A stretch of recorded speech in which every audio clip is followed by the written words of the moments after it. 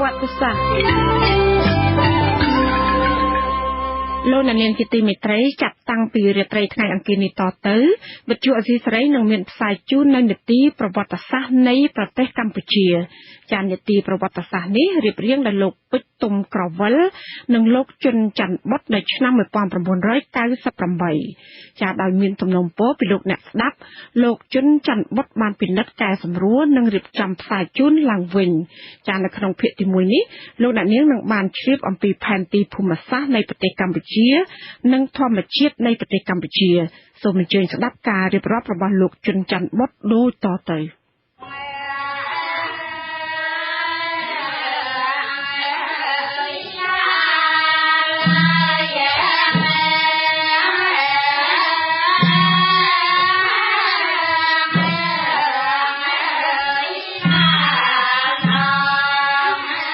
ក្នុងរយៈកាលនៃសម័យរុងរឿងព្រះរាជាណាចក្រកម្ពុជាបានលាតសន្ធឹងពីសមុទ្រចិនដល់ទន្លេមេណាមកាលនោះដែនដីកូសាំងស៊ីនឬកម្ពុជាក្រោមរួមនឹងខេត្តទាំងឡាយនៅភាគកណ្ដាលនិងភាគខាងត្បូងនៃប្រទេសឡាវហើយស្ទើរតែទាំងអស់នៃដែនដីប្រទេសថៃសព្វថ្ងៃគឺជាអតីតដែនដីរបស់ខ្មែរទាំងអស់ហើយក្នុងរយៈកាលដ៏យូរលង់មកហើយនោះមានពេលខ្លះខ្មែរក៏បានកាន់កាប់ជ្រួយម៉ាឡេស៊ីនិងប្រទេសភូមាផងដែរតាំងពីច្រើនសតវត្សមកហើយពិសេសពីសតវត្សទី13រហូតដល់សតវត្សទី18និង19នៃគ្រិស្តសករាជទឹកដីប្រទេសកម្ពុជាកាន់តែរួញតូចទៅបន្តិចម្ដង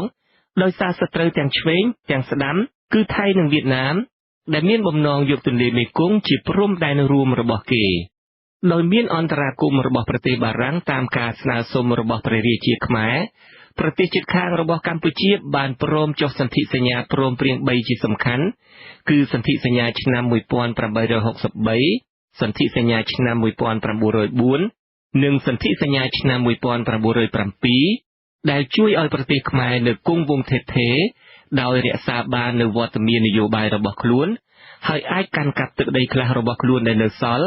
ដែលខ្មែរធ្លាប់កាន់កាប់តាំងពីសតវត្សទី18មកក៏ប៉ុន្តែទោះជាយ៉ាងណាក៏ដោយប្រជាពលរដ្ឋខ្មែរច្រើនលានអ្នកត្រូវបានកាត់ផ្តាច់ឬបំបែកឲ្យទៅរស់នៅក្រោមការត្រួតត្រារបស់រដ្ឋាភិបាលបរទេសនៅលើទឹកដីកំណើតរបស់ខ្លួនស្ថិតនៅចំកណ្ដាលប្រទេសអាស៊ីនៃខ្យល់រដូវ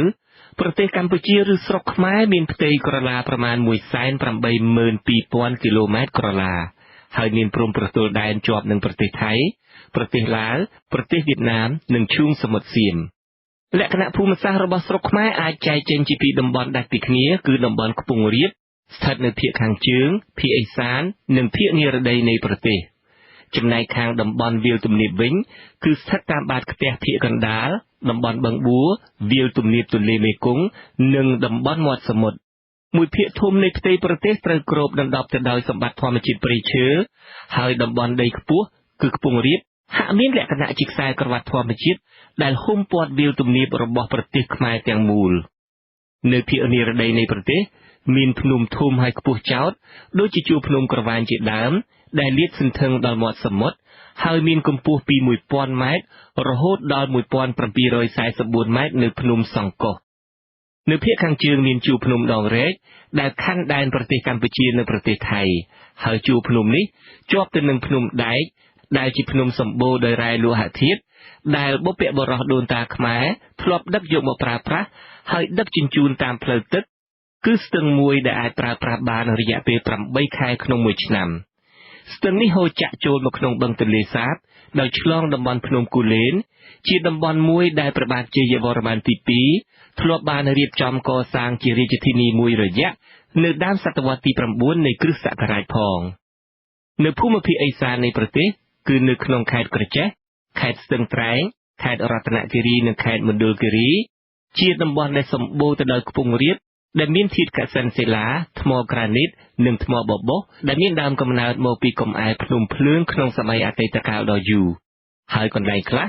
មានកម្ពស់រហូតដល់ 1000 ម៉ែត្រពិសេសគឺតំបន់ដែលមានព្រំដែនប្រសពគ្នារវាងប្រទេសទាំង3គឺកម្ពុជាឡាវនិងវៀតណាមហើយទន្លេសំខាន់3ដែលហូរពីខ្ពង់រាបខាងលើនេះឆ្ពោះទៅទិសខាងលិចគឺហូរភ្ជាប់ទៅនឹងទន្លេទាំង3នោះគឺទន្លេសេកុងសេសាននិងទន្លេស្រែពកភាគកណ្ដាលនៃប្រទេសកម្ពុជាជាតំបន់បាតខ្ទះដែលសម្បូរទៅដោយដីល្បាប់មានជីជាតិ ហើយនឹងមានភ្នំខ្លះដែរតែស្ថិតនៅដាច់ពីគ្នាគឺជាតំបន់ដែលដីសម្បូរទៅដោយជីជាតិជាងគេបំផុតនៅក្នុងជ្រោយឥណ្ឌូចិននេះជាហេតុទាក់ទាញប្រជាពលរដ្ឋឲ្យមករស់នៅកុះកក្នុងតំបន់នោះពិសេសគឺប្រជាពលរដ្ឋដែលរស់រានហើយទាញយកផលពីមុខរបរកសិកម្មទាញផលប្រយោជន៍ពីវាលទំនាបមានជីជាតិផលប្រយោជន៍ពីបឹងស្ទឹងទន្លេទាំងឡាយនៃភូមិភាគនោះបឹងទន្លេសាបគឺជាបឹងមួយដែលធំជាងគេបង្អស់នៅប្រទេសកម្ពុជានៅរដូវវស្សាបឹងនេះមានបណ្ដោយរហូតដល់ទៅ160គីឡូម៉ែត្រនិងទទឹង36គីឡូម៉ែត្រនៅរដូវប្រាំងខែមីនាមេសាបឹងនេះមានក្រឡាផ្ទៃប្រមាណ3000គីឡូម៉ែត្រក្រឡាគេអាចចែកបឹងនេះជាពីរផ្នែកគឺបឹងធំស្ថិតនៅភាគខាងលិចបឹងតូចវាលភក់តំបន់កដបស្ថិតនៅភាគខាងកើតនៅពេលទឹកទន្លេមេគង្គឡើងខ្ពស់ទឹកបឹងទន្លេសាបនេះមានជម្រៅរហូតដល់ជាង10ម៉ែត្រហើយបែកវាលលិចគ្របដណ្ដប់លើព្រៃមាត់បឹងទាំងអស់ដែលនៅជុំវិញទន្លេសាបនោះទន្លេមេគង្គដែលមានប្រភពចេញមកពីតំបន់ទីបេគឺជាទន្លេធំតែមួយគត់ដែលហូរកាត់ប្រទេសកម្ពុជាពីព្រំដែនខាងជើងទៅព្រំដែនខាងត្បូងត្រង់ល្បាក់ខោនគឺត្រង់ព្រំប្រទល់ដែននៅរវាងប្រទេសឡាវនិងកម្ពុជាទឹកទន្លេមេគង្គត្រូវហូរមកជួបនឹងរបាំងថ្មខ្ពស់ដូចជាទំនប់ចោតត្រេងដែលធ្វើឲ្យទន្លេមេគង្គត្រង់ល្បាក់ខោននេះក្លាយជាអាងទឹកដ៏ធំសម្បើមដែលមានជម្រៅរហូតដល់ជាង20ម៉ែត្រហើយហូរធ្លាក់ចុះយ៉ាងខ្លាំងមកក្រោមដែលកប៉ាល់មិនអាចធ្វើដំណើរឆ្លងកាត់ទីនោះបានឡើយក្រៅពីទួលទន្លេមេគង្គក៏មានដៃទន្លេជាច្រើនខ្លះមានទទឹងរហូតដល់ជាង2គីឡូម៉ែត្រហូរប្រសពគ្នាចាក់ទៅត្រង់ដែនដីសណ្ដទន្លេមេគង្គដែលមានទំហំប្រមាណ600គីឡូម៉ែត្រពិសេសគឺត្រង់ដែនដីដែលបារាំងហៅថាកូសាំងស៊ីនហើយធ្វើឲ្យតំបន់នេះក្លាយជាតំបន់មានជីជាតិបំផុតរបស់ជនជាតិខ្មែរបច្ចុប្បន្ននេះដែនដីកូសាំងស៊ីនគឺដែនដីកម្ពុជាក្រោមដ៏មានជីជាតិរបស់ខ្មែរបានក្លាយទៅជារបស់វៀតណាមទៅហើយចំណែកវាលទំនាបទន្លេមេគង្គវិញគឺជាតំបន់ដែលលាតសន្ធឹងពីខេត្តក្រចេះរហូតទៅដល់មាត់សមុទ្រផ្នែកខាងត្បូងនៅភ្នំពេញដែលជារាជធានីនៃព្រះរាជាណាចក្រកម្ពុជាដែលបានបង្កើតឡើងតាំងពីអំឡុងសតវត្សទី15នោះទន្លេមេគង្គត្រូវបែកចេញជា4ដែលគេនិយមហៅថាចតុមុខនៅត្រង់ចតុមុខនេះទន្លេមេគង្គត្រូវភ្ជាប់ទៅនឹងទន្លេសាបដែលបែកទៅទិសខាងជើងទន្លេធំនិងទន្លេបាសាក់ដែលហូរចាក់ទៅសមុទ្រនៅរដូវប្រាំងខែផលគុណចែកគឺខែមីនាមេសាទឹកទន្លេមេគង្គត្រូវនឹងថ្កល់ហើយជួរនាយទៅតាមពេលវេលារហូតដល់ខែវស្សារដូវភ្លៀងធ្លាក់ចាប់ផ្ដើមឡើងនៅខែកក្កដាទឹកទន្លេមេគង្គត្រូវឡើងផ្ទៃទន្លេមេគង្គក៏រីកធំម្ដងបន្តិចឯទន្លេធំនិងទន្លេបាសាក់វិញទឹកក៏កាន់តែបន្ថែមល្បឿនឡើងជារៀងរាល់ថ្ងៃហូរត្របាញ់ចាក់ទៅសមុទ្រចំណែកខាងបឹងទន្លេសាបវិញពេលនោះបានក្លាយជាអាងស្តុកទឹកយ៉ាងធំរហូតលិចអស់តំបន់ទាំងឡាយដែលនៅជុំវិញទីនោះអស់រយៈពេល5ខែក្នុងមួយឆ្នាំគឺមានរយៈកាលស្មើនឹងទឹកទន្លេមេគង្គឡើងដូច្នោះដែរនៅរដូវសម្រកពិសេសគឺពេលដែលទឹកទន្លេសាបចាប់ផ្ដើមហូរវិលត្រឡប់ចេញមកវិញប្រជាពលរដ្ឋខ្មែរនៅគ្រប់ទិសទីរួមទាំងជនជាតិខ្មែរនៅទឹកដីកម្ពុជាក្រោមផងតែងតែប្រារព្ធធ្វើពិធីបុណ្យជាប្រពៃណីមួយគឺបុណ្យអុំទូកអកអំបុកសំពះព្រះខែ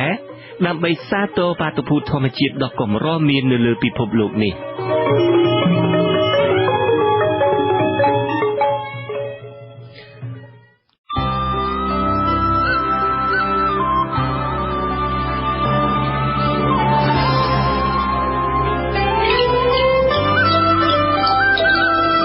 នាទីប្រវត្តិសាស្ត្រ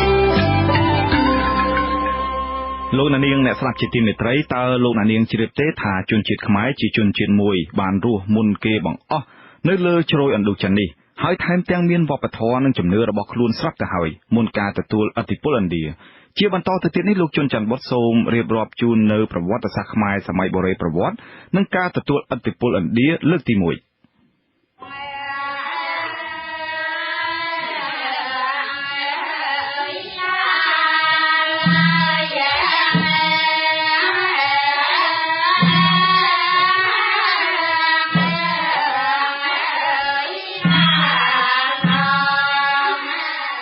ប្រជាពលរដ្ឋកម្ពុជាដែលសម្គាល់ឬហៅខ្លួនឯងថាជាជនជាតិខ្មែរនោះ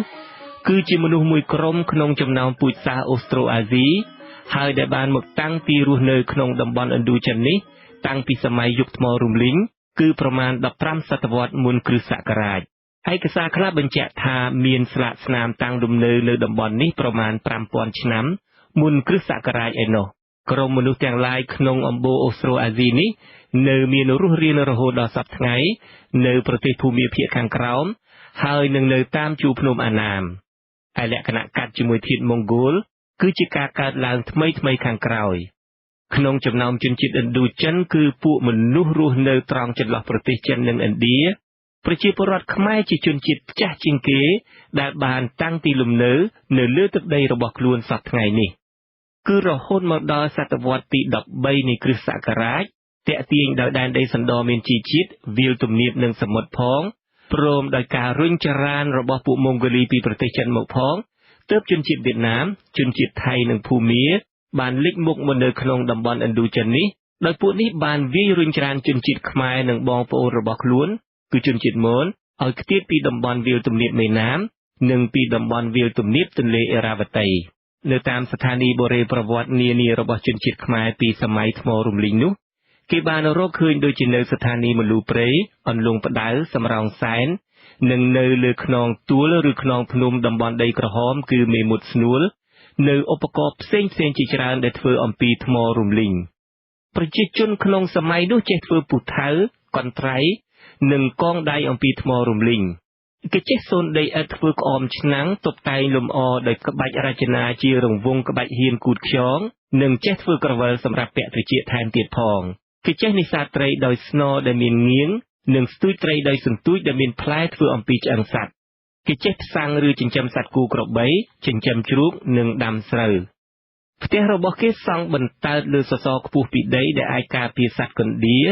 ឬសត្វសាហាវផ្សេងហើយនឹងការពារទឹកលិចនៅរដូវវស្សានៅក្នុងតំបន់ភាគខាងកើតក្នុងការកាប់ឆ្ការព្រៃសបាតរានដីធ្វើចំការដើម្បីពង្រីកដំណាំកៅស៊ូនៅប្រទេសកម្ពុជាគេបានរកឃើញភូមិមូលជាភូមិសម័យបុរេប្រវត្តិដែលមានគ្រឹះនៅសល់ដែលយើងអាចមើលឃើញយ៉ាងច្បាស់ក្នុងចំណោមភូមិទាំងនោះភូមិមួយត្រូវគេបានរកឃើញនៅមេមត់ដែលយើងអាចឃើញច្បាស់នៅកំពែងឬជញ្ជាំងក្រាស់ហើយខ្ពស់ធ្វើអំពីដីមានរាងជារង្វង់មូលដែលមានវិជ្ជមាត្រខាងក្រៅរហូតដល់200ម៉ែត្រហើយមានផ្លូវចូល2ភូមិមូលពីសម័យបុរេប្រវត្តិនេះការពារដោយគូទឹកសងខាងហើយគូទឹកឬរណ្ដៅនោះមានជម្រៅរហូតដល់6ម៉ែត្រនៅឡើយសប្តាហ៍ថ្ងៃនេះគេបានរកឃើញរោងជាងឬកន្លែងកាត់បំបែកថ្មនិងដុសថ្មរំលីងឬខាត់ថ្មដែលមានសំណល់វត្ថុផ្សេងយ៉ាងច្រើនសន្ធឹកធ្វើអំពីថ្មរំលីងព្រមទាំងមានបំណែកចានឬក្រឡឬហៅម្យ៉ាងទៀតថាកុលភាជន៍យ៉ាងច្រើននៅទីនោះតាមការស្រាវជ្រាវថ្មីបន្ថែមទៀតដោយប្រើប្រព័ន្ធផ្កាយរណបថតពីលើអាកាសមកមន្ទីរពិសោធន៍ NASA នៃសហរដ្ឋអាមេរិកបានប្រកាសថាបានរកឃើញភូមិមូលសម័យបុរេប្រវត្តិយ៉ាងច្រើននៅតំបន់សៀមរាបអង្គរផងដែរជនជាតិខ្មែរនៅសម័យបុរេប្រវត្តិអនុវត្តជំនឿគោរពបុព្វបុរសដូនតាហើយធ្វើសក្ការៈបូជាអ្នកតាម្ចាស់ទឹកម្ចាស់ដីជាទង្វើដែលអាចឲ្យយល់បានថានៅក្នុងប្រទេសមួយដែលទឹកនិងដីមិនអាចកាត់ផ្តាច់ពីគ្នាបានហើយហាក់ដូចជាជ្រលោកលាយឡំភ្ជាប់គ្នាទៅនឹងមេឃក្នុងគំនិតចក្រវាឡដ៏អស្ចារ្យមួយ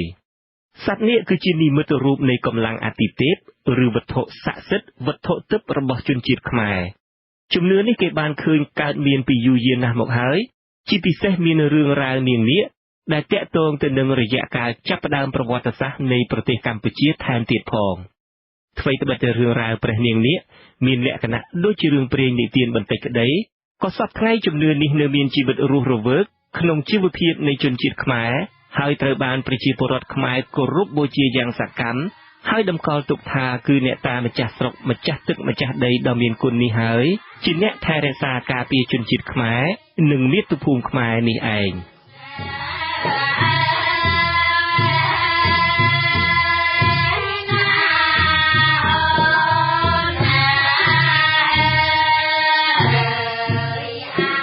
ការទទួលឥទ្ធិពលឥណ្ឌាលើកទី1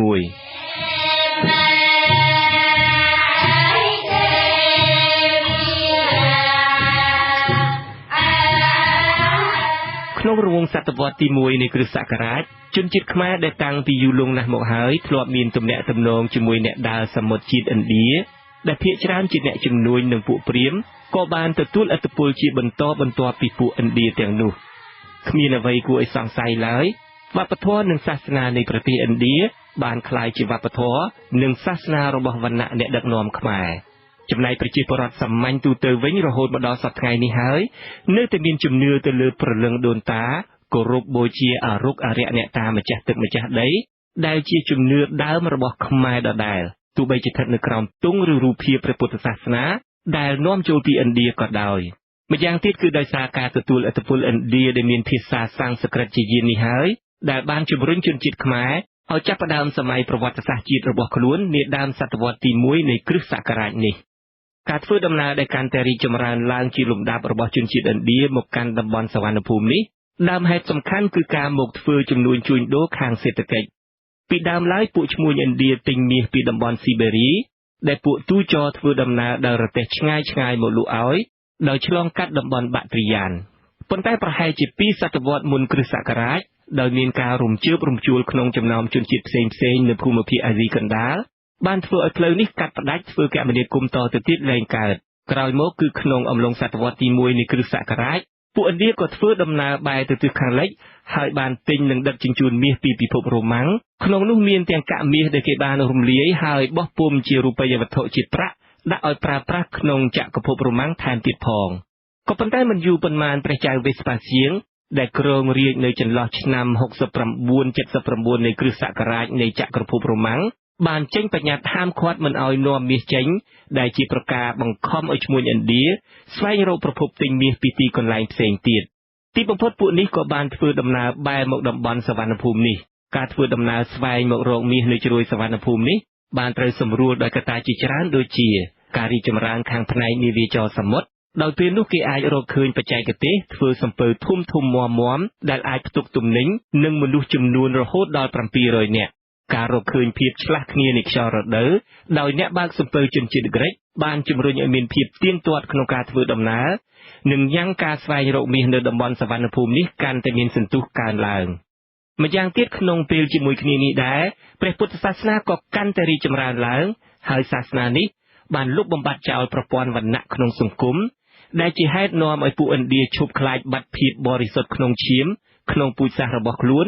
ហើយធ្វើការតាក់ទងដោយទូលាយជាមួយជនបរទេសក្រោយមកពួកឈ្មួញឥណ្ឌាទាំងនោះបានមកបោះទីតាំងដោយបានបង្កើតជាហាងលក់ទំនិញ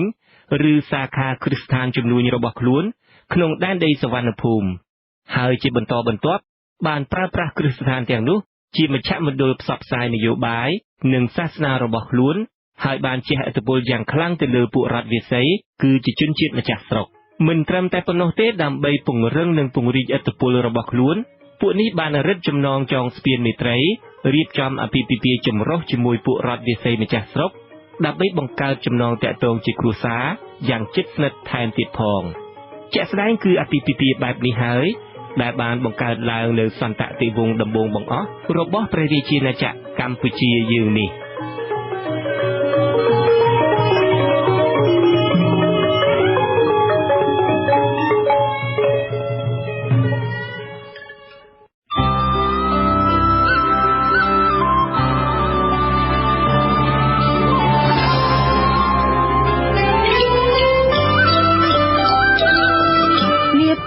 ប្រវត្តិសាស្ត្រ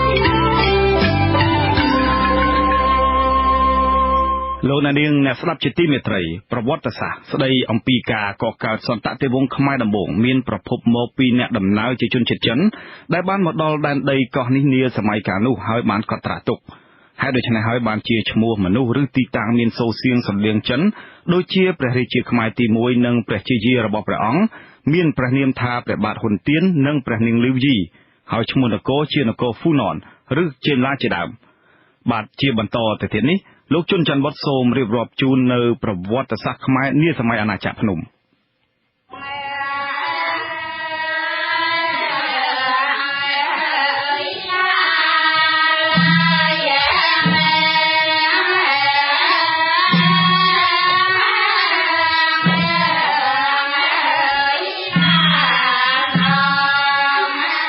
ទឹកដីនៅតាមដងទន្លេមេគង្គភាគខាងក្រោមនិងនៅក្នុងដែនដីសណ្ដនៃទន្លេនេះបានត្រូវពួកខ្មែរមួយក្រុមដែលមានជំនឿទៅលើសត្វនាគឬដែលជឿថាបុព្វបុរសដូនតារបស់ខ្លួនមានអំបូរមកពីពូជនាគរស់នៅតាំងពីយូរលង់ណាស់មកហើយឯកសារចិនរបស់លោកកាំងថៃដែលបានមកទស្សនានគរភ្នំ នៅពាក់កណ្ដាលសតវត្សទី3នៃគ្រិស្តសករាជ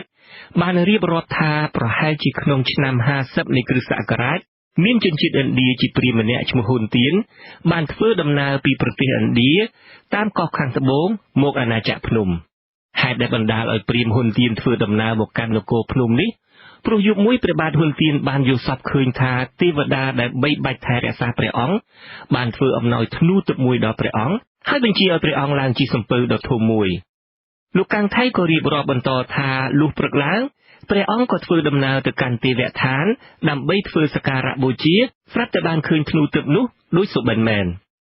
ដោយសុបិនឈុតដូច្នេះព្រះអង្គក៏ធ្វើដំណើរតាមសមុទ្រទៅកាន់អាណាចក្រភ្នំតាមការណែនាំរបស់ទេវតាក្នុងការយល់សប្តិនោះមកដល់នគរភ្នំព្រះអង្គបានពើបប្រយុទ្ធជាមួយរាជិនីនៃរដ្ឋនេះដែលលោកកាំងថៃសរសេរថាមានព្រះនាមថាព្រះនាងលីវយីលោកបន្តថាព្រះនាងលីវយីបាននាំកម្លាំងទ័ពមកវាយលុកលើសំពៅរបស់ព្រះបាទហ៊ុនទៀនមុនក៏ប៉ុន្តែដោយឫទ្ធានុភាពធ្នូទឹករបស់ព្រះបាទហ៊ុនទៀនព្រះអង្គក៏បានទទួលជ័យជំនះលើព្រះនាងលីវយីដែលជាម្ចាស់ស្រុកដោយព្រះអង្គបានបាញ់សំពៅព្រះនាងឲ្យធ្លាយពីម្ខាងទៅម្ខាងដោយឃើញព្រះបាទហ៊ុនទៀនមានឫទ្ធិខ្លាំងពូកែដូច្នោះព្រះនាងលីវយីក៏ព្រមចាញ់ព្រះអង្គហើយព្រះអង្គក៏បានរៀបអភិសេកព្រះនាងជាអគ្គមហេសីតាំងពីពេលនោះមកប្រភពមួយទៀតដែលរៀបរាប់ពីព្រឹត្តិការណ៍នេះដែរគឺសិលាចារឹកចាមនៅមីសឺនគ្រិស្តសករាជ668បានឲ្យដឹងថាព្រះបាទហ៊ុនទៀនដែលចិនហៅនោះឈ្មោះកៅឌិនឯព្រះនាងលីវយីវិញគឺមានព្រះនាមថាព្រះនាងសោមាកូនព្រះច័ន្ទចំណែកឯខាងព្រះរាជពង្សាវតារនៃព្រះរាជាណាចក្រកម្ពុជាវិញបានហៅព្រះនាងស្ដេចនោះថាព្រះថោងនិងនាងនាគដែលបានបន្សល់ទុកនៅកេរដំណែលទំនៀមទម្លាប់ប្រពៃណីជាច្រើនឲ្យជីវភាពសង្គមខ្មែររហូតមកដល់សព្វថ្ងៃនេះដូច្នេះរួមសេចក្តីមកគឺព្រះបាទហ៊ុនទៀនឬកៅឌិនឬព្រះថោងនិងព្រះនាងលីវយីឬព្រះនាងសោមាកូនព្រះច័ន្ទឬនាងនាគនេះហើយដែលជាអ្នកបានកសាងឡើងនៅសន្តតិវង្សឬរាជវង្សខ្មែរជាដំបូងគេបង្អស់នោះម្យ៉ាងទៀតគឺពេលនោះហើយដែលព្រះថោងឬកៅឌិនឬហ៊ុនទៀនដែលជាជាតិឥណ្ឌាបាននាំមកនៅទំនៀមទម្លាប់ប្រពៃណីផ្សេងៗពីប្រទេសឥណ្ឌាមានសាសនាភាសាអ្នកប្រាជ្ញអក្សរសាស្ត្រច្បាប់ទម្លាប់ផ្សេងៗពិសេសគឺរបៀបរៀបចំឬគំនិតដឹកនាំតាមបែបរាជាធិបតេយ្យមកបន្ថែមឲ្យឬបញ្ចូលគ្នានឹងអ្វីៗដែលសង្គមខ្មែរមានរួចទៅហើយដូចជាជំនឿលើព្រលឹងដូនតាគោរពមេបាអរិយអ្នកតានិងលទ្ធិមេដាធិបតេយ្យយកមេជាធំដែលជាហេតុធ្វើឲ្យសង្គមខ្មែរក្នុងសម័យនោះមានការរីកចម្រើនយ៉ាងឆាប់រហ័សបំផុតចំពោះឈ្មោះនគរវិញគឺប្រហែលពីពេលនោះមកហើយដែលមានឈ្មោះថានគរភ្នំព្រោះតាមឯកសារចិនបាននិយាយច្បាស់ថាអធិរាជអាណាចក្រភ្នំមានថរន្តននាមថាគូឡុងគឺក្រុងដែលសពថ្ងៃមានន័យថាស្ដេចសោយរាជម្យ៉ាងទៀតតាមការនិយមរបស់ជនជាតិចិនដែលគេប្រើឈ្មោះឬពាក្យតែមួយសម្រាប់សម្គាល់ប្រទេសផងប្រជារាស្ត្រមួយផងរាជធានីផងឬក៏ឋានន្តរនាមរបស់អ្នកដឹកនាំផងដូច្នេះពាក្យថាហ្វូណនប្រហែលជាចិនហៅតាមឋានន្តរនាមព្រះចៅអធិរាជក្រុងភ្នំហើយហ្វូណននេះគឺជាសំនៀងចិននៃពាក្យភ្នំឬភ្នំរបស់ខ្មែរនេះឯងឯការដែលអធិរាជអាណាចក្រភ្នំមានឋានន្តរនាមក្រុងភ្នំដូច្នេះគឺប្រហែលជាមកពីភ្នំជាទីកន្លែងដែលអធិរាជឡើងទៅជួបនឹងព្រះឥសូរឯកសារចិនបានរៀបរាប់ថាព្រះអាទិទេពយាងចុះពីលើភ្នំម៉ូតាន់ជាញឹកញាប់ហើយព្រះអង្គបានយកទីនោះដើម្បីបញ្ចេញមហិទ្ធិឫទ្ធិរបស់ព្រះអង្គព្រះចៅអធិរាជទាំងឡាយបានទទួលនូវពរជ័យពីព្រះអង្គហើយប្រជារាស្ត្រក៏បានសុខចម្រើនដោយសារសកម្មភាពនោះផងដែរចំណែកឯខាងរាជធានីនៃអាណាចក្រភ្នំវិញមានឈ្មោះថាវិជ្ជាថបុរៈប្រហែលជាស្ថិតនៅម្ដុំបាភ្នំមានចម្ងាយ200គីឡូម៉ែត្រពីសមុទ្រខ្ញុំមកហើយអពីនាយដល់ជាយាអរបង ការបង្កើតរាជវង្សដំបូង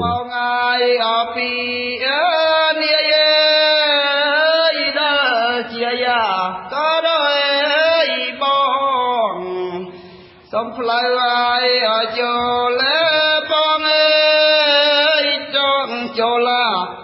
អ្នកស្នងរីតពីព្រះបាទកៅឌិនគឺជាកូនចៅរបស់ព្រះអង្គក្នុងនោះមានព្រះបាទហ៊ុនផានហួងដែលជាព្រះរាជាមួយអង្គខ្លាំងពូកែមានកលល្បិចក្នុងការធ្វើសង្គ្រាមពង្រឹងអំណាចកណ្ដាលហើយវាយពង្រីកអាណាចក្រឲ្យធំទូលាយស្ដេចអង្គនេះបានសោយទីវង្គតក្នុងព្រះជន្ម90ព្រះវស្សានៅដើមសតវត្សទី3នៃគ្រិស្តសករាជ ព្រះរាជបុត្ររបស់ព្រះអង្គដែលអ្នកនិពន្ធចិនថាមានព្រះនាមថាប៉ានត្រូវជ្រើសតាំងឲ្យឡើងស្នងរាជបន្តពីព្រះអង្គក៏ប៉ុន្តែព្រះរាជាអង្គថ្មីនេះបានប្រគល់កិច្ចការរដ្ឋទាំងអស់ទៅឲ្យមេទ័pomម្នាក់ឈ្មោះស្រីមេរៈមើលកិច្ចការជំនួសព្រះអង្គសោយរាជបានតែ3ឆ្នាំក៏សុគតទៅពួកនាម៉ឺនសពមុខមន្ត្រីក៏ជ្រើសរើសមេទ័ពស្រីមេរៈឲ្យឡើងសោយរាជជាទូទៅព្រះរាជាខ្មែរតែងមានព្រះនាម3គឺព្រះនាមកំណើតព្រះនាមគ្រងរាជនិងព្រះមរណនាមដែលជាព្រះនាមពេលដែលព្រះអង្គសុគតទៅព្រះអង្គស្រីមេរៈគឺជាព្រះរាជាខ្មែរដំបូងបំផុតដែលយកព្រះនាមវរ្ម័នដែលមានន័យថាអ្នកការពារមកប្រើដំបូងបង្អស់ហើយព្រះនាមវរ្ម័ននេះបានត្រូវព្រះមហាក្សត្រខ្មែរទ្រង់ប្រើប្រាស់ជារៀងរហូតលុះត្រាដល់ពេលដែលបដិវត្តនយោបាយនិងសាសនារបស់នាយត្រសក់ផ្អែមកើតមានឡើងព្រះបាទស្រីមេរៈជាស្ដេចសឹកដ៏ខ្លាំងពូកែព្រះអង្គបានធ្វើសង្គ្រាមតាមផ្លូវគោកផងតាមផ្លូវទឹកផងហើយពង្រឹងអំណាចរបស់ព្រះអង្គលើដែនដីភាគខាងក្រោមកម្ពុជាក្រោមសព្វថ្ងៃលើភាគកណ្ដាលនៃទន្លេមេគង្គហើយរឹបដាក់ជាចំណុះលើរដ្ឋតូចៗនៅភាគខាងជើងជ្រោយម៉ាឡាយូដើម្បីត្រួតពិនិត្យលើផ្លូវគោកនិងទីសម្ចតទាំងឡាយចន្លោះឈូងសមុទ្របឹងហ្គាល់និងឈូងសមុទ្រសៀមព្រះអង្គទ្រង់សោយទីវង្គតក្នុងពេលដែលទ្រង់បំពេញបេសកកម្មមួយនៅប្រទេសម៉ាឡេស៊ីក្មួយរបស់ព្រះអង្គព្រះនាមហ្វានឆានដែលប្រហែលជាមានព្រះនាមក្នុងរាជថាធរណិនវរ្ម័នបានជ្រែករាជដោយបានធ្វើគុតរាជទេយាទគឺព្រះរាជបុត្រច្បងរបស់ព្រះបាទស្រីមេរៈហើយឡើងសោយរាជខ្លួនឯងព្រះអង្គសោយរាជបានរយៈពេល20ឆ្នាំក្នុងរាជរបស់ព្រះអង្គបានរឹតចំណងការទូតជាមួយនឹងរាជវង្សឥណ្ឌាមុរុនដៈនៅឆ្នាំ243ព្រះអង្គបានបញ្ជូនរាជទូតទៅប្រទេសចិនដើម្បីនាំដង្វាយជាអ្នកភ្លេងនិងផលិតផលផ្សេងទៅថ្វាយស្ដេចក្រុងចិនគឺនៅក្នុងរាជព្រះអង្គហ្វានឆាននេះហើយដែលគេបានសាងសិលាចារឹកខ្មែរដែលចាស់ជាងគេជាភាសាសំស្ក្រឹតក្នុងដែនសមនរដ្ឋមួយរបស់អាណាចក្រភ្នំសិលាចារឹកនេះត្រូវបានគេរកឃើញនៅរមណីយដ្ឋានវូកាញ់ក្នុងតំបន់ញ៉ាត្រាងប្រទេសវៀតណាមសព្វថ្ងៃប្រហែលជានៅក្នុងឆ្នាំ250ព្រះអង្គហ្វានឆានត្រូវធ្វើគុតដោយព្រះរាជបុត្រពៅរបស់ព្រះបាទស្រីមេរៈដោយយកលេសថាសងសឹកមេទ័pomម្នាក់របស់ព្រះអង្គហ្វានឆានមានឈ្មោះថាអសុជ័យដែលតាមឯកសារចិនថាឈ្មោះស៊ីយុនហ្វាន់ស៊ីយុនគឺព្រះរាជបុត្រពៅរបស់ព្រះបាទស្រីមេរៈហើយប្រកាសខ្លួនឡើងសោយរាជជាក្រុងភ្នំព្រះបាទហ្វាន់ស៊ីយុនជាព្រះរាជាដែលស្រឡាញ់សន្តិភាពទ្រង់យកព្រះទ័យទុកដាក់នឹងព្រះរាជភារកិច្ចរបស់ព្រះអង្គយ៉ាងខ្លាំងដើម្បីរក្សាកិត្យានុភាពព្រះអង្គបានប្រើប្រាស់ការទូតច្រើនជាងកម្លាំងទ័ពព្រះអង្គទ្រង់រក្សាចំណងទាក់ទងជាប្រក្រតីជាមួយព្រះរាជវាំងមុរុនដៈនៃប្រទេសឥណ្ឌាពីឆ្នាំ268ដល់ឆ្នាំ287ព្រះអង្គបានបញ្ជូនរាជទូតទៅប្រទេសចិនក្រៅពីនោះជាមួយនឹងអាណាចក្រចម្ប៉ាដែលស្ថិតនៅភាគខាងកើតនគរភ្នំព្រះអង្គក៏បានរឹតចំណងទាក់ទងយ៉ាងជិតស្និទ្ធបំផុតរហូតដល់គេអាចជឿបានថាប្រហែលជាព្រះអង្គបានពង្រីកអធិរាជភាពរបស់ព្រះអង្គលើប្រទេសចម្ប៉ានោះថែមទៀតផងខ្ញុំជួនច័ន្ទបុត្រ Vithu Azizi Serai Washington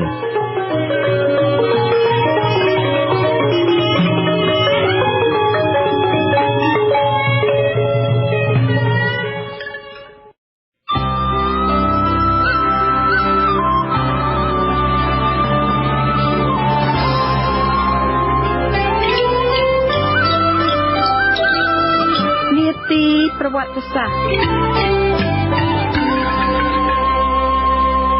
លោកអ្នកនាងអ្នកស្ដាប់ជាទីមេត្រីព្រះពុទ្ធសាសនានៅប្រទេសកម្ពុជាក្នុងអំឡុងសតវត្សទី6ពេលដែលប្រទេសកម្ពុជាបានទទួលឥទ្ធិពលជាលើកទី2ពីឥណ្ឌាមានការរីកចម្រើនរុងរឿងណាស់រហូតដល់មានការបញ្ជូនព្រះសង្ឃខ្មែរឲ្យទៅជួយវិស័យនេះនៅប្រទេសចិនទៀតផងជាបន្តទៅទៀតនេះលោកជុនច័ន្ទបុត្រសូមរៀបរាប់ជូននៅព្រឹត្តិការណ៍ប្រវត្តិសាស្ត្រមួយចំនួនពីដើមសតវត្សទី4ដល់ទី6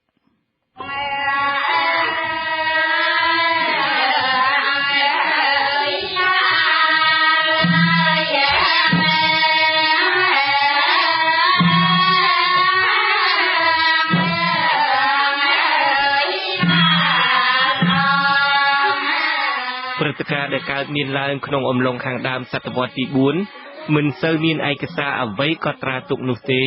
ទោះជាសិលាចារឹកឬឯកសារចិនក៏ដោយរហូតដល់ឆ្នាំ357អាណាចក្រភ្នំត្រូវគ្រប់គ្រងដោយព្រះរាជាមួយអង្គព្រះនាមឆានតានដែលចិនឲ្យឈ្មោះថាធានឈូឆានតានប្រែថាឥណ្ឌាឈ្មោះឆានតាននេះជាឋានន្តរនាមរបស់ពួកឥណ្ឌូស៊ីត ជាពិសេសគឺរបស់ព្រះរាជវង្សកុសណៈដែលប្រហែលជាត្រូវភៀសខ្លួនចេញពីប្រទេសឥណ្ឌាភាគខាងត្បូងដែលខ្លួនធ្លាប់បានកាន់កាប់មួយរយៈពេលដែលព្រះរាជាឥណ្ឌាមួយអង្គព្រះនាមព្រះបាទសមុទ្រគូបតៈទ្រង់វាយលុករំដោះយកតំបន់នោះនៅឆ្នាំ335 ក្នុងរាជ្យរបស់ព្រះអង្គព្រះបាទឆានតានបានមានទំនាក់ទំនងល្អជាមួយប្រទេសចិនហើយព្រះអង្គបានលើកសួយជាដំរីផ្សាំងទៅថ្វាយអធិរាជចិនថែមទៀតផងឯកសារចិនបានកត់ត្រាទុកផងដែរថាក្នុងចំណោមស្ដេចដែលសោយរាជតមកពីព្រះបាទឆានតានមានស្ដេចមួយព្រះអង្គព្រះនាមកៅឌិនជាព្រាហ្មណ៍ជាតិឥណ្ឌាដែលពេលមួយនោះមានសម្លេងអាថ៌កំបាំងមួយបានបញ្ជាឲ្យព្រាហ្មណ៍នេះទៅសោយរាជនៅអាណាចក្រភ្នំកៅឌិនមានសេចក្តីរីករាយយ៉ាងខ្លាំងហើយបានធ្វើដំណើរទៅដល់ស្រុកប៉ាននៅខាងត្បូងដែលអ្នកស្រុកនគរភ្នំបាននាំគ្នាទៅជួបហើយស្រស់ស្រួលលើកព្រះអង្គឲ្យឡើងសោយរាជឯកសារខ្លះបានបញ្ជាក់ថាក្សត្រអង្គនេះមានព្រះនាមក្នុងរាជថាស្រុតវរ្ម័នដែលគេបានថ្វាយព្រះរហស្សនាមថាអ្នកការពារលទ្ធិវេទក្នុងរជ្ជកាលរបស់ព្រះអង្គសាសនាព្រាហ្មណ៍គណៈឥសូរមានការរីកចម្រើនយ៉ាងខ្លាំងប៉ុន្តែខាងពុទ្ធសាសនាមហាយានវិញក៏នៅមានសាសនិកអ្នកជឿនិងគោរពច្រើនដែររបៀបរបបរៀបចំនយោបាយនឹងខាងសង្គមនៅអាណាចក្រភ្នំត្រូវចម្លងយករូបភាពតាមប្រទេសឥណ្ឌាមិនត្រឹមតែប៉ុណ្ណោះទេព្រះអង្គបានទាំងអញ្ជើញពួកព្រាហ្មណ៍យ៉ាងច្រើនពីប្រទេសឥណ្ឌាដោយផ្ដល់កិត្តិយសយ៉ាងខ្ពង់ខ្ពស់ដល់ពួកនេះដើម្បីឲ្យគេជួយរៀបចំកិច្ចការផ្សេងៗខាងសាសនាការអប់រំនិងខាងសង្គមថែមទៀតផងក្រោយពីព្រះអង្គចូលទីវង្គតទៅព្រះរាជបុត្ររបស់ព្រះអង្គទ្រង់ឡើងសោយរាជស្នងព្រះអង្គដែលមាននាមក្នុងរាជថាស្រេស្ថាវរ្ម័នព្រះរាជាអង្គនេះបានបញ្ជាឲ្យយកសារការទូតនិងដង្វាយទៅថ្វាយព្រះចៅអធិរាជចិននៃរាជវង្សវិនជាច្រើនលើកគឺនៅគ្រិស្តសករាជ434 435 និង438ម្យ៉ាងទៀតដើម្បីរក្សាចំណងមិត្តភាពល្អជាមួយប្រទេសចិននេះព្រះបាទស្រេស្ថាវរ្ម័នក្នុងឆ្នាំ431 432បានប្រកែកមិនព្រមជួយប្រទេសចម្ប៉ាក្នុងការវាយដណ្ដើមយកខេត្តតុងកឹងរបស់ចិនទេពងសាវតារាជវង្សស៊ីខាងត្បូងនិយាយថាប្រហែល10ឆ្នាំក្រោយការកំណត់431 432ស្ដេចសោយរាជនៅនគរភ្នំគឺព្រះបាទជ័យវរ្ម័នដែលមានត្រកូលកៅឌិនគឺព្រះបាទកៅឌិនជ័យវរ្ម័នគ្រិស្តសករាជ480 514ព្រះអង្គជាមហាក្សត្រនគរភ្នំដែលមានចំណងតាក់ទងការទូតយ៉ាងប្រពៃបំផុតជាមួយនឹងប្រទេសចិនរហូតដល់ព្រះចៅអធិរាជចិនទ្រង់ថ្វាយព្រះឋានន្តរនាមថាមេទ័ពស្នេហាសន្តិភាពភាគខាងត្បូងអធិរាជក្រុងភ្នំក្នុងរាជព្រះបាទកៅឌិនជ័យវរ្ម័ននេះមានព្រះភិក្ខុសង្ឃ2អង្គនៃអាណាចក្រភ្នំគឺព្រះសង្ឃកបាលនៅមន្ត្រសេនបាននិមន្តទៅគង់នៅប្រទេសចិនដើម្បីជួយបកប្រែគម្ពីរផ្សេងពីភាសាសំស្ក្រឹតហើយគឺនៅក្នុងរាជព្រះអង្គនេះដែរគឺក្នុងគ្រិស្តសករាជ503ព្រះអង្គទ្រង់បានចាត់ព្រះសង្ឃព្រះនាមនាគតសេនឲ្យនាំព្រះពុទ្ធរូបធ្វើអំពីផ្កាថ្មនិងចេតិយធ្វើអំពីភ្លុកនិងវត្ថុផ្សេងទៀតទៅថ្វាយព្រះចៅអធិរាជចិនរាជវង្សសុងដោយសំអាងទៅលើឯកសារចិនដែលចែងពីសេចក្តីរាប់អានដែលព្រះចៅអធិរាជចិនមានចំពោះព្រះបាទកៅឌិនជ័យវរ្ម័ននេះគេអាចសន្មតថារជ្ជកាលរបស់ព្រះអង្គជាសម័យរុងរឿងបំផុតនៃប្រវត្តិសាស្ត្រអាណាចក្រនគរភ្នំព្រះអង្គទ្រង់សោយទីវង្គតនៅគ្រិស្តសករាជ514តាមរាជប្រវេណីក្រោយពីព្រះអង្គកៅឌិនជ័យវរ្ម័នសុគតទៅគឺត្រូវរាជទីយាតព្រះនាមគុណវរ្ម័នជាបុត្ររបស់ព្រះរាជអគ្គមហេសីព្រះនាមកុលប្រភាវតីឡើងសោយរាជស្នងព្រះអង្គប៉ុន្តែនៅឆ្នាំ514នោះដដែលរុទ្រវរ្ម័នជាព្រះជេដ្ឋារបស់គុណវរ្ម័នដែលជាបុត្ររបស់ស្នំម្នាក់បានធ្វើគុតគុណវរ្ម័នជាប្អូនដណ្ដើមយករាជសម្បត្តិសោយព្រះបាទរុទ្រវរ្ម័ននេះគឺជាស្ដេចចុងក្រោយបង្អស់នៃអាណាចក្រភ្នំព្រះអង្គបានបញ្ជូនរាជទូតជាច្រើនដងនៅចន្លោះគ្រិស្តសករាជ517និង535ទៅកាន់ប្រទេសចិនរាជទូតអាណាចក្រភ្នំម្នាក់ដែលបាននាំសួយជាសត្វរមាសមួយទៅថ្វាយស្ដេចក្រុងចិននៅឆ្នាំ539បានទូលព្រះអង្គថានៅប្រទេសខ្លួនមានប្រកេះឬសក់ព្រះមួយសរសៃប្រវែង3ម៉ែត្រលុះទ្រង់ជ្រាបដំណឹងនេះហើយព្រះចៅអធិរាជលៀងវូទីបានបញ្ជាព្រះសង្ឃឆេយុនប៉ាវឲ្យនិមន្តមកអាណាចក្រភ្នំដើម្បីនាំយកព្រះកេសនោះទៅប្រទេសចិនបើតាមពងសាវតារាជវង្សលៀងព្រះពុទ្ធសាសនាក្នុងសម័យនោះរុងរឿងណាស់ព្រោះឯកសារនោះបាននិយាយថាមានគណៈបេសកកម្មទូតចិនមួយ ត្រូវបញ្ជូនមកអាណាចក្រភ្នំនៅចន្លោះគ្រិស្តសករាជ535និង545ដើម្បីសុំឲ្យអធិរាជអាណាចក្រភ្នំបញ្ជូនទៅប្រទេសចិននៅអ្នកប្រាជ្ញនិងគម្ពីរខាងព្រះពុទ្ធសាសនាគួរកត់សម្គាល់ថាការដែលព្រះបាទរុទ្រវរ្ម័នឡើងសោយរាជ្យដោយខុសទំនងបែបនេះបានបណ្ដាលឲ្យអាណាចក្រនគរភ្នំត្រូវវឹកវរចលាចលរហូតដល់ត្រូវរលំរលាយជាស្ថាពរនៅពាក់កណ្ដាលទី2នៃសតវត្សទី6នោះឯងខ្ញុំជួនច័ន្ទបុត្រវិទ្យុអាស៊ីសេរី Washington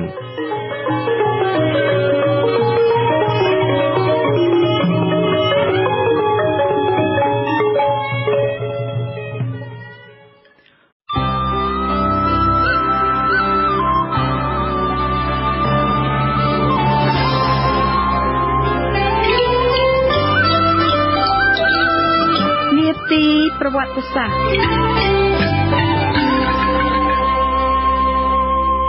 លោកអ្នកនាងអ្នកស្ដាប់ជាទីមេត្រីលោកអ្នកនាងជ្រាបទេថានៅសង្គមអាណាចក្រភ្នំជាសង្គមមេនិយមគឺគេទុកស្រីជាធំនៅក្នុងគ្រួសារផងនិងនៅក្នុងសង្គមផងក្នុងការជ្រើសរើសគូស្រករវិញប្រុសមិនដណ្ដឹងស្រីដូចសម័យបច្ចុប្បន្ននេះទេនៅសម័យអាណាចក្រភ្នំគឺស្រីដណ្ដឹងប្រុសបាទជាបន្តទៅទីនេះលោកជួនច័ន្ទបុត្រសូមរៀបរាប់ជូនលោកអ្នកនាងអំពីអរិយធម៌ខ្មែរនៅសម័យនគរភ្នំ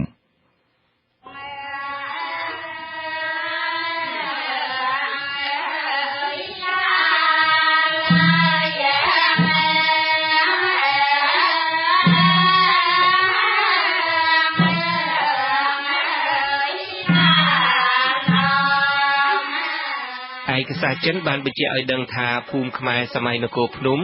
ព័ទ្ធជុំវិញដោយកំពែងធ្វើអំពីដីមានគូទឹកឬស្រះធំៗព័ទ្ធជុំវិញដែលមានចិញ្ចឹមក្រពើជាច្រើនផងនៅក្នុងបរិវេណភូមិមានស្រះទឹកសម្រាប់ប្រើរួមគ្នាផ្ទះសង់អំពីឈើបន្តើតខ្ពស់ផុតពីដីហើយប្រក់ស្លឹកមនុស្សនៅអាណាចក្រភ្នំច្រើនមានសម្បុរខ្មៅសក់រួចអង្គាដីច្រើនលែងខ្លួនទៅទេអ្នកស្រុកធម្មតាស្លៀកសារ៉ុងឬសំពត់អំបោះដើរជើងទៅទេឯអ្នកមាននិងមន្ត្រីស្លៀកសំពត់សំឡុយឬចងក្បិនសំពត់ចរបាត់មានពាក់ស្បែកជើងផងទាំងអស់គ្នានិយមចោះត្រចៀកដើម្បីពាក់ក្រវិលរយ៉ាទំហ៊ូត្រសាល់ត្រចៀកគេចូលចិត្តលេងល្បែងប្រជល់មាន់ប្រជល់ជ្រូកហើយមានការប៉ិនប្រសពក្នុងជំនាញសិប្បកម្មត្បាញរវៃសូត្រអំបោះនិងជាងចម្លាក់ប្រាក់ស្ពាន់ជំនាញជាងទងធ្វើគ្រឿងអលង្ការថែមទៀតផងមនុស្សនៅអាណាចក្រនគរភ្នំត្រង់ណាស់មិនមានចិត្តលោភលន់ហើយមិនចេះលួចទេបើមានទំនាស់ឬក្តីក្តាំងកើតឡើងគេចូលចិត្តប្រើវិធីអស្ចារ្យដើម្បីរកសេចក្តីពិតកាលណាមានបាត់របស់អ្វីមួយគេយកបាយពំនូតទៅដាក់នៅចំពោះព្រះភ័ក្ត្រទេវតារួចគេបួងសួងសូមឲ្យព្រះអង្គជួយបង្ហាញមុខជនទុច្ចរិតស្អែកឡើងគេយកបាយពំនូតនោះឲ្យអ្នកជាប់សង្ស័យបរិភោគគេជឿថាអ្នកដែលបានប្រព្រឹត្តបទល្មើសនឹងមានឈាមហូរចេញពីមាត់ជាក់ស្ដែងឯអ្នកសុចរិតវិញអាចទំពាបាយពំនូតនោះបានដោយស្រួលម្យ៉ាងទៀតបើមានជនជាប់ចោទពីបទផ្សេងគេឲ្យជននោះអត់បាយ3ថ្ងៃរួចតម្រូវឲ្យជននោះលូកយកវត្ថុផ្សេងមានពងមាន់ឬចិញ្ចៀនចេញពីឆ្នាំងឬខ្ទះទឹកកំពង់ពុះឬត្រូវកាន់ពូថៅឬច្រវាក់ដែលដុតឡើងក្រហមហើយឲ្យដើរបាន2ជំហានបើមានកំហុសមែនដៃជននោះនឹងរលាករលួយផ្ទុយទៅវិញបើមិនបានប្រព្រឹត្តខុសគឺគ្មានសៅមងអ្វីទាំងអស់នៅអាណាចក្រភ្នំគេមិននិយមធ្វើគុកដាក់មនុស្សទេបើកាលណាមានកំហុសស្រាលគេពិន័យជនមានទោសតែបើមានកំហុសធ្ងន់ថ្នាក់អក្រិតវិញគេយកជននោះទៅឲ្យក្រពើស៊ីឬសត្វសាហាវស៊ីតែម្ដងក្នុងរយៈពេល3ថ្ងៃបើសត្វនោះវាមិនស៊ីទេគេចាត់ទុកថាអ្នកនោះគ្មានកំហុសហើយលែងឲ្យរួចខ្លួនវិញដោយសារបានទទួលឥទ្ធិពលឥណ្ឌាដល់ទៅ2ដងគឺនៅដើមសតវត្សទី1និងដើមសតវត្សទី5របបនយោបាយរបស់អាណាចក្រភ្នំគឺរាជានិយមតាមបែបឥណ្ឌាមហារាជមានងារជាស្ដេចចក្រវាលឬក្រុងភ្នំសោយរាជលើអាណាចក្រដែលមានសមណរដ្ឋឬរដ្ឋចំណុះជាច្រើនក្នុងនោះមានទាំងសមណរដ្ឋចេនឡាទៀតផងព្រះរាជាគង់ក្នុងព្រះរាជវាំងដែលមានដំណាក់ច្រើនជាន់មានរបងជុំវិញក្នុងពេលប្រទានសវនាការព្រះអង្គទ្រង់គង់ផ្ទាល់លើព្រះទែនប្តេជ្ញាជង្គង់ឆ្វេងបញ្ឈរជង្គង់ស្ដាំដោយកាយវិការរូបចម្លាក់ស្ដេចគំលង់សពថ្ងៃមានទៀនមាសនិងផើងមាសដុតឈើក្រអូបដាក់លើកម្រាលពីខាងមុខហើយមានរូបព្រះរាជសង្ហាតម្កល់នៅចន្លោះកណ្ដាលទៀនមាសនោះផងព្រះរាជាទ្រង់យាងទៅណាមកណាដោយដំរី ដែលមានក្បួនដង្ហែឥតធឹកពីនាម៉ឺនសពមុខមន្ត្រីនិងស្រីស្នំបរិពាផងពន្ធដារសម័យនោះត្រូវបង់ជាមាសប្រាក់គុជឬក៏គ្រឿងក្រអូបផ្សេងសម័យអាណាចក្រភ្នំជាសង្គមមេនិយមគេទុកស្រីជាធំនៅក្នុងគ្រួសារផងនិងនៅក្នុងសង្គមផងក្នុងការកសាងគ្រួសារគឺស្រីដណ្ដឹងប្រុសកំពង់ផែសំខាន់របស់អាណាចក្រភ្នំគឺអូកែវស្ថិតនៅខាងត្បូងភ្នំបាថេក្នុងដែនដីកម្ពុជាក្រោមសព្វថ្ងៃលើតំបន់ស្ថានីយ៍បូរេប្រវត្តិសាស្ត្រសម័យយុគថ្មរំលីងដែលអ្នកដើរសមុទ្រជាតិឥណ្ឌាបានស្គាល់តាំងពីយូរលង់ណាស់មកហើយកំពង់ផែនេះមិនមែនគ្រាន់តែទទួលសំពើធំពីប្រទេសចិនម៉ាឡាយូនិងឥណ្ឌាប៉ុណ្ណោះទេ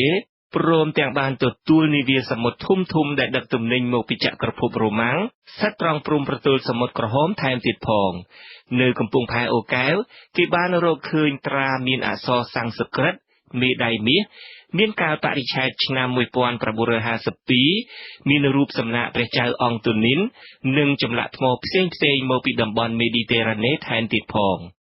ខាងវិស័យសេដ្ឋកិច្ចវិញក្នុងសម័យនគរភ្នំមានឈ្មោះថាថ្កុំថ្កើងណាស់កសិកម្មមានការរីកលូតលាស់ចម្រើនខ្លាំង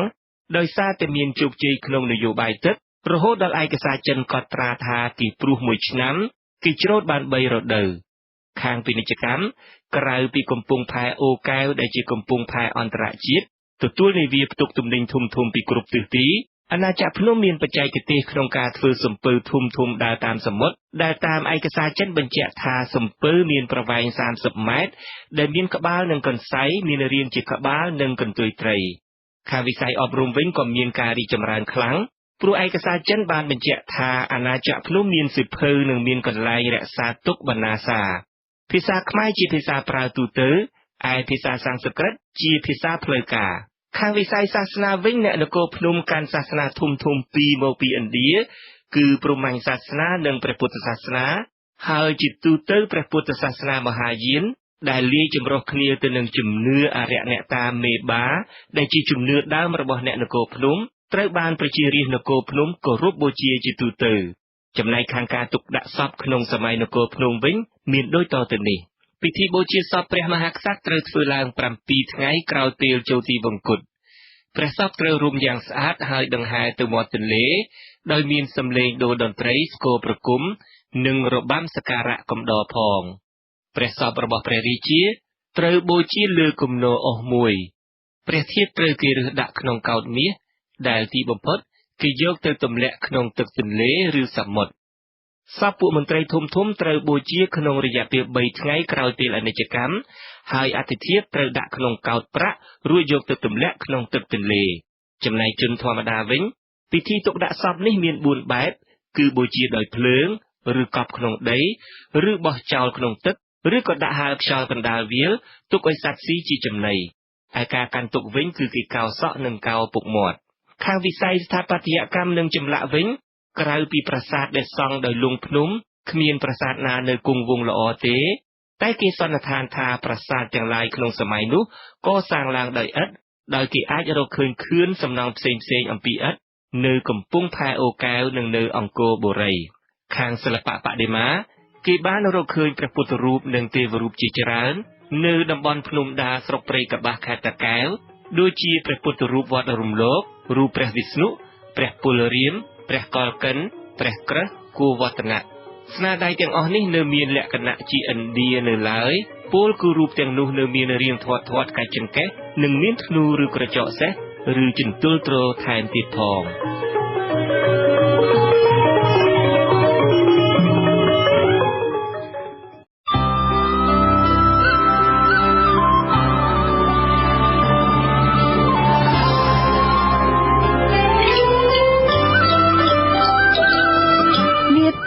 ប្រវត្តិសាស្ត្រ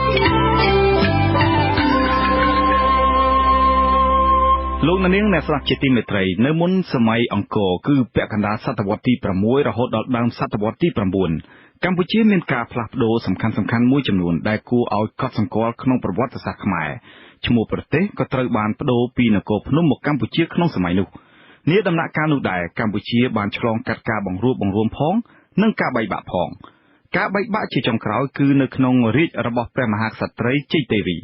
ប្រទេសកម្ពុជាដែលចិនហៅថាចិនឡាត្រូវបែកជាពីរគឺចិនឡាទឹកនិងចិនឡាគោក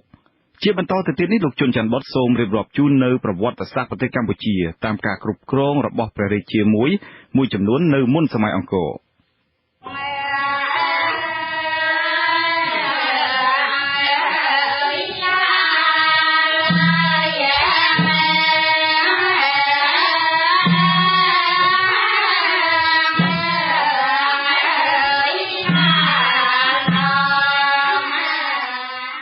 ព្រះបាទភវវរ្ម័នទី1ក្នុងសម័យនគរភ្នំព្រះរាជាទាំងឡាយបានវាតអំណាចគ្រប់គ្រងរបស់ខ្លួនលាតសន្ធឹងលើសមណរដ្ឋឬរដ្ឋចំណុះជាច្រើនក្នុងនោះមានទាំងចិនឡាដែនដីរបស់កម្ពុជាដែលហៅតាមភាសាចិនថាចិនឡាផងប្រការដែលចិនហៅថារដ្ឋចិនឡាប្រហែលជាចិនចង់មានន័យថាជានគរក្រមួនសុទ្ធឬនគរសម្បូរឃ្មុំទឹកដីអាណាចក្រភ្នំលាតសន្ធឹងលើតំបន់ទន្លេមេគង្គត្រង់ចន្លោះប៉ាក់សេនៅខាងជើងក្រចេះនៅខាងត្បូងដែនដីភាគធំនៃទន្លេសេមូនក្នុងប្រទេសថៃសព្វថ្ងៃ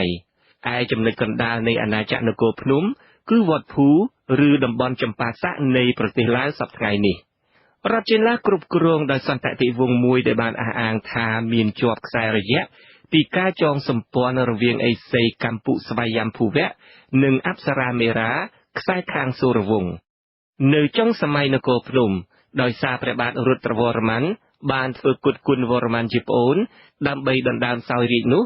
ការបះបោរចលាចលក៏កើតមានឡើងហើយចលនាបះបោរនេះក៏កាន់តែរីកធំឡើងហើយនៅចុងរាជ្យរបស់ព្រះអង្គព្រះបាទរុទ្រវរ្ម័នជាអ្នកដណ្ដើមរាជ្យប្រហែលជាបានធ្វើអត្តឃាតសម្លាប់ខ្លួនឯងឬក៏ដាក់រាជ្យមិនមានឯកសារណាមួយបញ្ជាក់ច្បាស់ពីចំណុចនេះទេ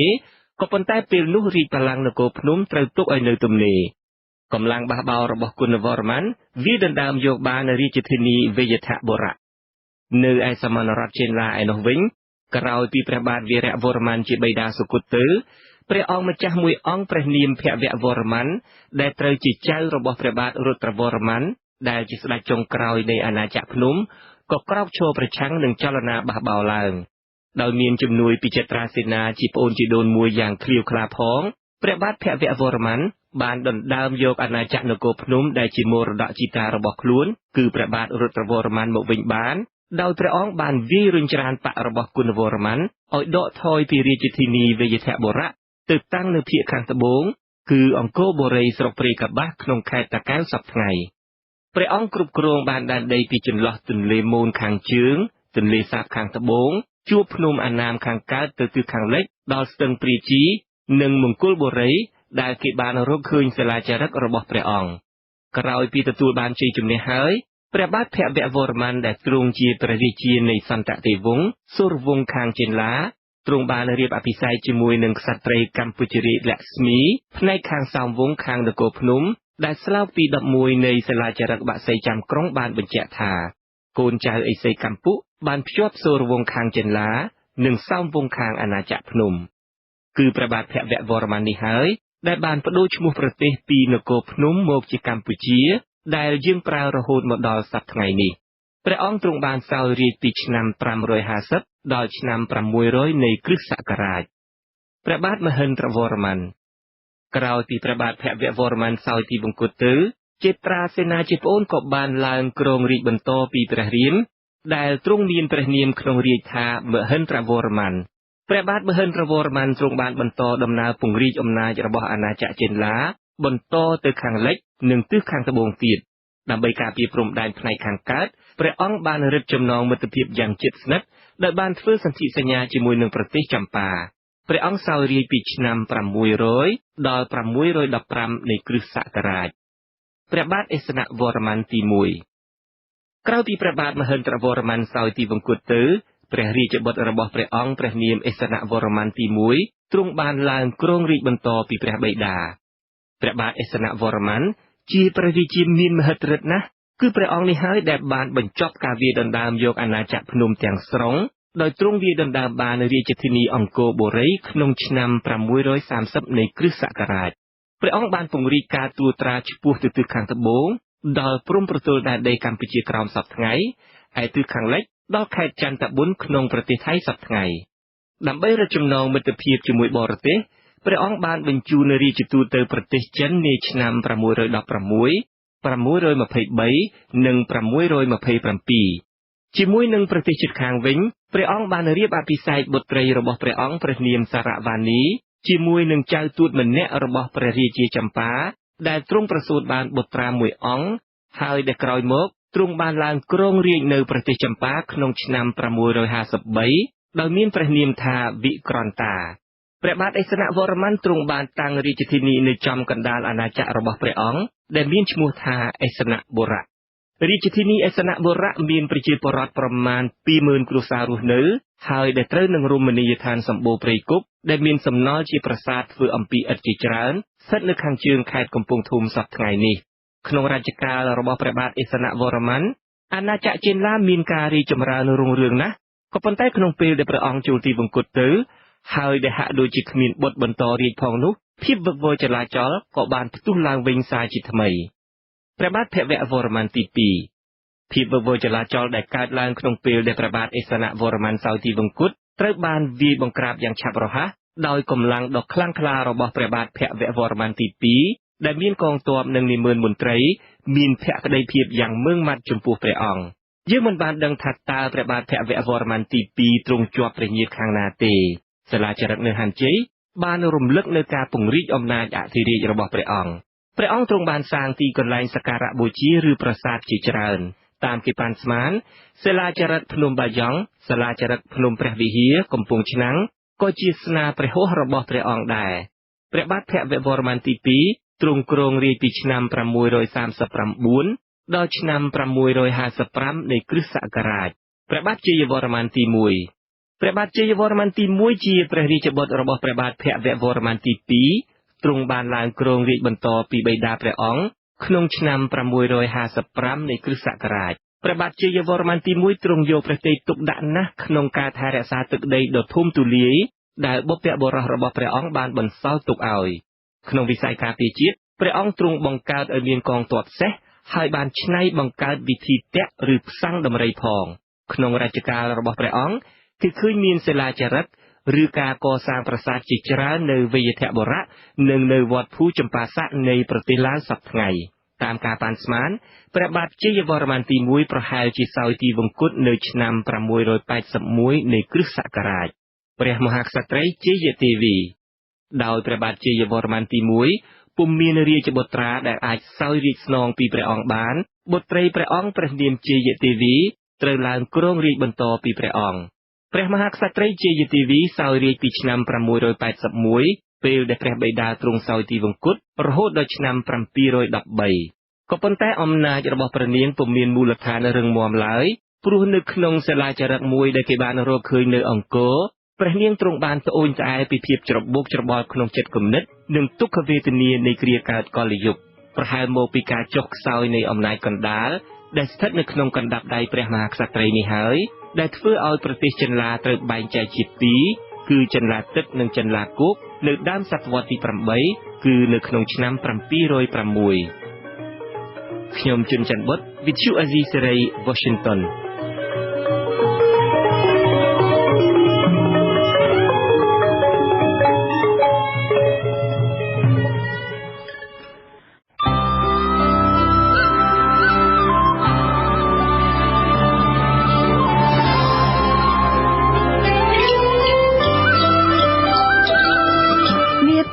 ប្រវត្តិសាស្ត្រ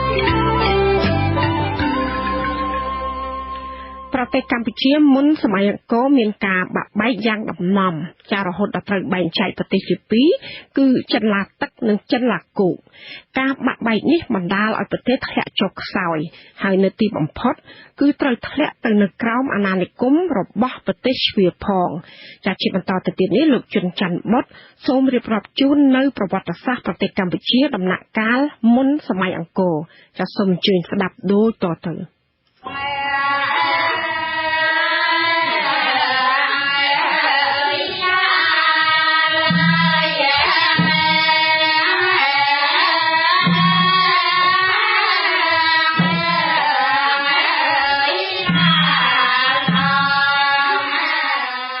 នៅមុនសម័យអង្គរបន្តិចគឺនៅសតវត្សទី8ប្រទេសកម្ពុជាមានភាពវឹកវរចលាចលខាងផ្នែកនយោបាយនិងការបែកបាក់ផ្ទៃក្នុង ស្នាដៃបង្រួមជាតិដែលបានធ្វើឡើងនៅសតវត្សមុនត្រូវរលំរលាយអស់គ្មានសល់ក្នុងរយៈពេលដ៏ខ្មៅងងឹតនេះប្រទេសកម្ពុជាត្រូវចែកចេញជាពីរដាច់ពីគ្នាដោយមានរាជវង្សស្ដេចសោយរាជផ្សេងពីគ្នាទៀតផងនៅភាគខាងជើងគឺទឹកដីដែលមានទីតាំងត្រង់ភាគកណ្ដាលនិងភាគខាងត្បូងនៃប្រទេសឡាវសព្វថ្ងៃត្រូវបែងចែកឲ្យទៅជារដ្ឋមួយផ្សេងមានឈ្មោះថាចិនឡាដីគោកប្រវត្តិសាស្ត្រចិនឡាគោកនេះហាក់ដូចជាច្របូកលោកលំគ្នាជាមួយនឹងប្រទេសឡាវហើយដែលគេនៅមិនសូវដឹងច្បាស់នៅឡើយផងក្នុងចំណោមព្រះរាជាទាំងឡាយដែលបានសោយរាជនៅចិនឡាដីគោកនោះមានព្រះរាជាមួយអង្គដែលមានមហិទ្ធិឫទ្ធិខ្លាំងពូកែជាងគេព្រះនាមជ័យសង្ហវរ្ម័នដែលបានថែរក្សាចំណងមិត្តភាពការទូតហើយបានបញ្ជូនរាជទូតទៅប្រទេសចិនរីឯរាជធានីចិនឡាដីគោកទំនងជាស្ថិតត្រង់មជ្ឈមណ្ឌលនៃចិនឡាដើមគឺម្ដុំវត្តភូចម្ប៉ាស័កក្នុងប្រទេសឡាវបច្ចុប្បន្ននេះចំណែកខាងចិនឡាទឹកឬហៅម្យ៉ាងទៀតថាចិនឡាលិចទឹកវិញគឺលាតសន្ធឹងលើទឹកដីតំបន់បឹងបួរស្ទឹងទន្លេលើវាលរៀបទំនាបទន្លេមេគង្គចាប់ពីល្បាក់ខោនរហូតដល់មាត់សមុទ្រហើយមានរយៈកាលមួយនោះនគរចិនឡាទឹកត្រូវបានគ្រប់គ្រងដោយសន្តតិវង្សក្សត្រពីរផ្សេងគ្នាដែលមានរាជធានីដាច់ដោយឡែកពីគ្នាទៀតផងរាជធានីមួយស្ថិតនៅភាគខាងត្បូងដែលគេមិនស្គាល់ទីតាំងច្បាស់មានឈ្មោះថាអនិន្ទធបុរៈ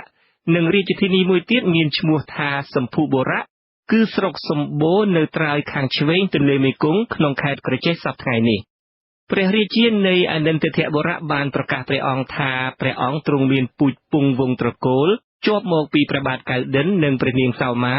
ដោយបានបន្តខ្សែស្រឡាយពីព្រះបាទភវវរ្ម័នទី1ព្រះរាជានៃអាណាចក្រភ្នំចំណែកខាងព្រះរាជវង្សខាងសម្ភុបុរៈវិញហាក់មិនមានរូបភាពខ្សែស្រឡាយដូចគ្នាទេអ្វីត្បិតតែជាព្រះញាតិរបស់ព្រះមហាក្សត្រីជ័យទេវីក៏ដោយការសាកល្បងបង្រួមជាតិខាងចិនឡាទឹកលិចបានធ្វើដោយព្រះរាជាមួយអង្គមានប្រភពចេញពីអនិន្ទធបុរៈព្រះនាមបុស្កៈរក្សាហើយបានមកសោយរាជនៅសម្ភុបុរៈព្រះអង្គទ្រង់បានសាងសិលាចារឹកនៅទីនោះក្នុងឆ្នាំ716អ្វីត្បិតតែមានការខំប្រឹងប្រែងដោយពេញទំហឹងពីព្រះរាជារាជេន្ទ្រវរ្ម័នដែលបានឡើងសោយរាជបន្តពីព្រះបាទបុស្កៈរក្សាក្តីក៏ប្រទេសចិនឡាទឹកនៅតែមិនអាចរួបរวมគ្នាបានទីបំផុតប្រទេសចិនឡាទឹកនេះក៏បែកខ្ចាត់ខ្ចាយទៅជារដ្ឋតូចយ៉ាងហោចណាស់ក៏ត្រូវបែងចែកជា5រដ្ឋដែលគេពុំទាន់បានដឹងព្រំប្រទល់ច្បាស់លាស់នៅឡើយប្រទេសខ្មែរនៅសតវត្សទី8នោះក៏ជាដំណាក់កាលមួយដែលគ្មានស្ថិរភាពនយោបាយ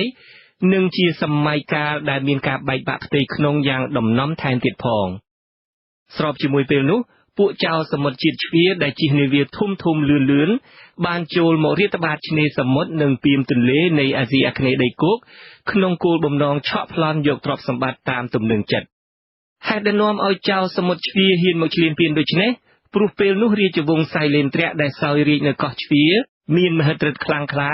ហើយបានផ្សាយឥទ្ធិពលរបស់ខ្លួនលើតំបន់អាស៊ីអាគ្នេយ៍ទាំងមូល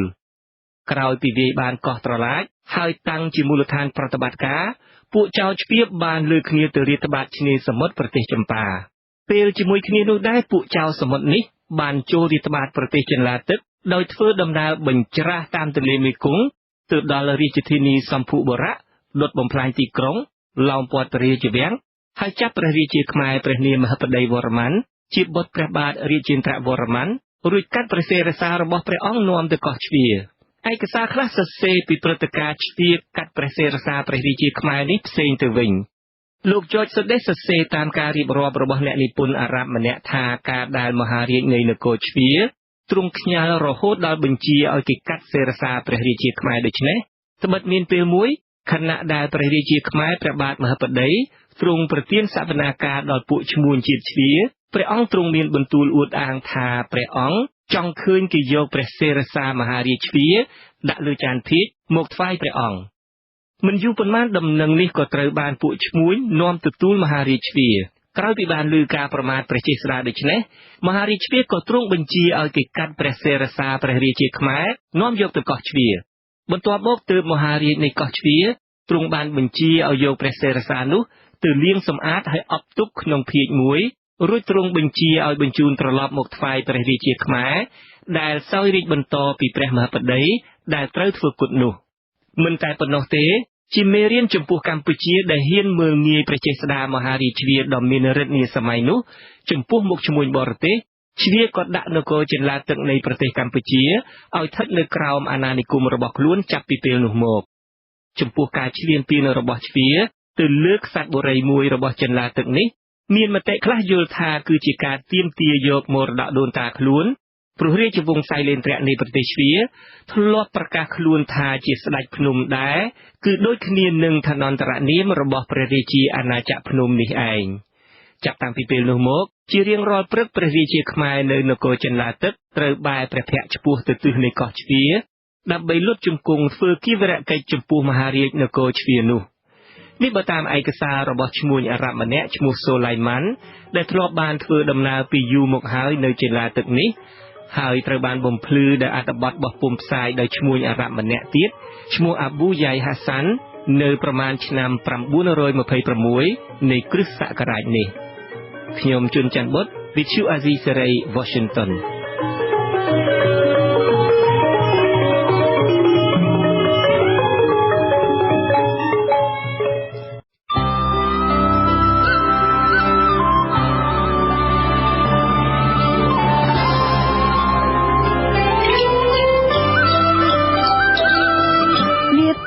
ប្រវត្តិសាស្ត្រចាអរិយធម៌ខ្មែរនៅសម័យចិនឡាគឺខុសប្លែកពីសម័យបច្ចុប្បន្នឧទាហរណ៍នៅសម័យនោះគេមិនសូវគោរពព្រះពុទ្ធសាសនាទេតែគេគោរពបូជាអាទិទេពធំទាំង3នៃសាសនាឥណ្ឌូគឺព្រះព្រហ្មព្រះឥសូរនិងព្រះវិស្ណុក៏ប៉ុន្តែនៅក្នុងសម័យចិនឡាគឺជាដំណាក់កាលដំបូងនៅក្នុងប្រវត្តិសាស្ត្រខ្មែរដែលគេប្រើភាសាខ្មែរបុរាណចាក្នុងសាលាចារឹកជាបន្តទៅទៀតនេះលោកជុនច័ន្ទបុត្រសូមរៀបរាប់ជូននៅអរិយធម៌ខ្មែរនៅសម័យចិនឡាសូមអញ្ជើញស្ដាប់ដូចតទៅ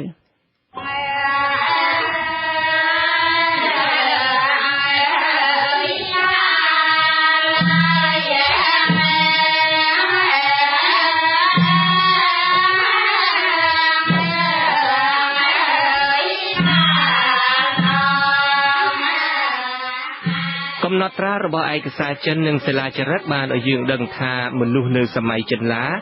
មានគំនិតឆ្លាតវៀងវៃហើយមានសុខភាពល្អមាំមួនផងប្រុសច្រើនមានមាឌតូចសម្បុរខ្មៅក៏ប៉ុន្តែស្រីភាគច្រើនមានសម្បុរសជ្រះទាំងប្រុសទាំងស្រីសុទ្ធតែបួងសក់ហើយពាក់រយ៉ាត្រចៀកគេចាត់ទុកដៃស្ដាំថាបរិសុទ្ធឯដៃឆ្វេងមិនបរិសុទ្ធទេរាល់ព្រឹកគេតែងធ្វើការលុបលាងចាក់ធ្មេញរួចអានសៀវភៅឬសូត្រធម៌មុនពេលបរិភោគអាហារគេតែងធ្វើការលុបលាងជាថ្មីលុះបរិភោគរួចហើយគេចាក់ធ្មេញហើយសូត្រធម៌ថែមទៀតគេនិយមរាប់ញាតិដោយយកខ្សែខាងម្ដាយក្នុងការរើសគូស្រករគឺដូរមកប្រុសដណ្ដឹងស្រីវិញមិនដោយកាលសម័យអាណាចក្រភ្នំដែលស្រីដណ្ដឹងប្រុសទេក្នុងការទទួលគេមរតកនៅពេលដែលឪពុកម្ដាយស្លាប់ទៅពួកកូនដែលនៅលីវអាចទទួលយកមរតកដែលសេសសល់ទាំងអស់ប៉ុន្តែបើកូននោះមានប្តីប្រពន្ធហើយបានទទួលគេរួចហើយនោះទ្រព្យដែលនៅសេសសល់ត្រូវបញ្ជូនចូលទៅក្នុងឃ្លាំងរបស់ជាតិចំពោះការរៀបចំបុណ្យសពវិញកូនចៅរបស់សពត្រូវអត់បាយ7ថ្ងៃកាន់ទុកកោសក់ហើយស្រែកយំយ៉ាងខ្លាំងសពត្រូវគេដង្ហែទៅបូជានៅឯទីបច្ឆាដែលសង់អំពីឈើក្រអូបដោយមានវង់តន្ត្រីឬសំឡេងសូត្រធម៌ស្មូតឬច្រៀងកំដរផងអធិធិត្រូវគេរើសដាក់ក្នុងកោដ្ឋមាសឬកោដ្ឋប្រាក់ហើយយកទៅទម្លាក់ក្នុងទឹកពួកអ្នកក្រប្រើកោដ្ឋដីដែលមានលាបពណ៌ផ្សេងផងហើយយកទៅទម្លាក់ក្នុងទឹកដែរគ្រួសារខ្លះគ្រាន់តែយកសពសាច់ញាតិទៅដាក់ចោលក្នុងព្រៃឲ្យជាចំណីសត្វតែប៉ុណ្ណោះក្នុងការរៀបចំរដ្ឋបាលវិញក្រៅពីរាជធានីអេសនៈបុរៈដ៏ធំដែលមានប្រជាពលរដ្ឋដល់ទៅ 20,000 គ្រួសាររស់នៅមានក្រុងចំនួន30ទៀតក្នុងក្រុងនីមួយៗមានពលរដ្ឋរាប់ពាន់គ្រួសាររស់នៅហើយស្ថិតក្រោមការត្រួតត្រារបស់អភិបាលម្នាក់នៅកណ្ដាលក្រុងមានសាលធំមួយជាទីដែលព្រះរាជាទ្រង់ព្រះរាជទានសវនាការនិងប្រជុំពួកសេនាមន្ត្រីមានមន្ត្រីជាន់ខ្ពស់5នាក់ស្ថិតនៅជុំវិញព្រះរាជានៅចំពោះព្រះភ័ក្ត្រព្រះរាជាពួកមន្ត្រីត្រូវថ្វាយបង្គំដោយឱនក្បាលដល់ដីចំនួន3ដងបើព្រះអង្គមានបន្ទូលហៅឬប្រើពួកមន្ត្រីត្រូវលុតជង្គង់រួចទៅអង្គុយដំកង់ជុំវិញព្រះរាជា ដើម្បីពិភាក្សាកិច្ចការប្រទេសជាតិលុះចប់ការងារហើយគេលុតជង្គង់សំពះសារជាថ្មីមុននឹងត្រឡប់ចេញទៅវិញចំពោះការផ្ទេររាជសម្បត្តិវិញគឺមានតែបុត្រនៃព្រះអគ្គមហេសីទេទើបអាចឡើងសោយរាជបន្តបានក្នុងវិស័យសេដ្ឋកិច្ចដោយសារខ្មែរធ្លាប់ទទួលបានជោគជ័យលើនយោបាយទឹកតាំងតែពីសម័យអាណាចក្រភ្នំមកដល់សម័យចេនឡាវិស័យនេះកាន់តែរីកចម្រើនឡើងដែលជាហេតុញ៉ាំងឲ្យមានការកសាងទីក្រុងធំៗក្បែរមាត់ស្ទឹងនិងជំរុញឲ្យរបរកសិកម្មរីកលូតលាស់កាន់តែខ្លាំងឡើងខាងផ្នែកសាសនាវិញគេសង្កេតឃើញមានការគោរពបូជាគណៈផ្សេងៗនៃសាសនាហិណ្ឌូនិយមដែលរួមរស់ជាមួយគ្នាក្នុងពេលនោះអ្នកកាន់សាសនាហិណ្ឌូជឿនឹងគោរពអាទិទេពធំៗ3គឺព្រះព្រហ្មព្រះសិវៈឬព្រះឥសូរនិងព្រះវិស្ណុការជឿលើអាទិទេពទាំង3នេះបានបង្កើតឲ្យមានការបែងចែកសាសនាហិណ្ឌូនិយមជា3គណៈសំខាន់ៗគឺគណៈព្រហ្មគណៈសិវៈនិងគណៈវិស្ណុក្រៅពីនេះក៏មានការគោរពហរិហរៈគឺជាការបញ្ចូលគ្នារវាងព្រះឥសូរនិងព្រះវិស្ណុគណៈសិវៈហាក់មានឋានៈជាសាសនាផ្លូវការឯគណៈវិស្ណុមានគេគោរពដែរតែមិនសូវច្រើនទេការគោរពព្រះហរិហរៈបន្តពីសម័យហ្វូណនមកក៏នៅមានអនុវត្តនាសម័យនោះព្រោះគេបានឃើញរូបបដិមាហរិហរៈយ៉ាងល្អវិចិត្រនៃប្រាសាទអណ្ដែតជាភស្តុតាងផងចំណែកខាងព្រះពុទ្ធសាសនាវិញមិនបាត់បង់ទេតែហាក់ដូចជារយរាវខ្លាំងឯខាងវិស័យសិល្បៈវប្បធម៌នៃសម័យចេនឡានេះវិញគេសង្កេតឃើញថាសម័យនេះជាលើកដំបូងហើយដែលគេប្រើភាសាខ្មែរបុរាណចារក្នុងសិលាចារឹកផ្នែកអក្សរសិល្ប៍វិញសិលាចារឹកវាលកន្ទេលបានបញ្ជាក់ថាគេសូត្រជារៀងរាល់ថ្ងៃនៅរឿងរាមាយណៈគឺរឿងរាមកេរ្តិ៍រឿងមហាភារតយុទ្ធនិងគម្ពីរបុរាណ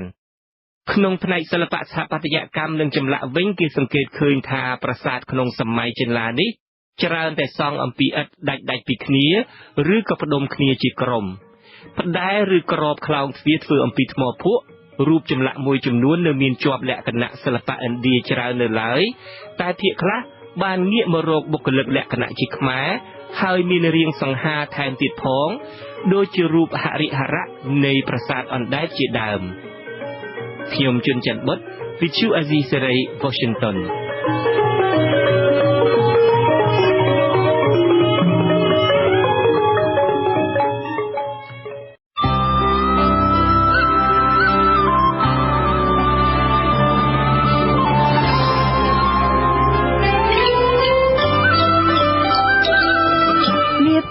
ប្រវត្តិសាស្ត្រ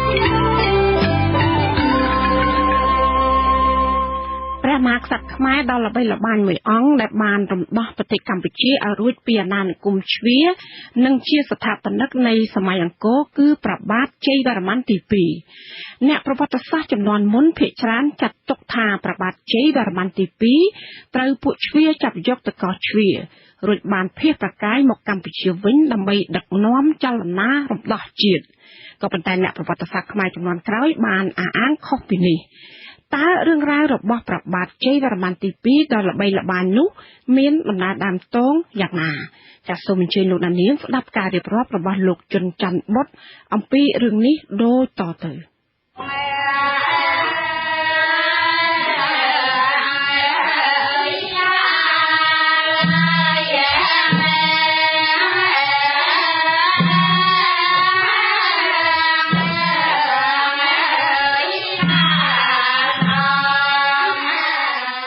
ជ័យវរ្ម័នទី2ជាព្រះមហាក្សត្រមានមហិទ្ធិឫទ្ធិខ្លាំងពូកែ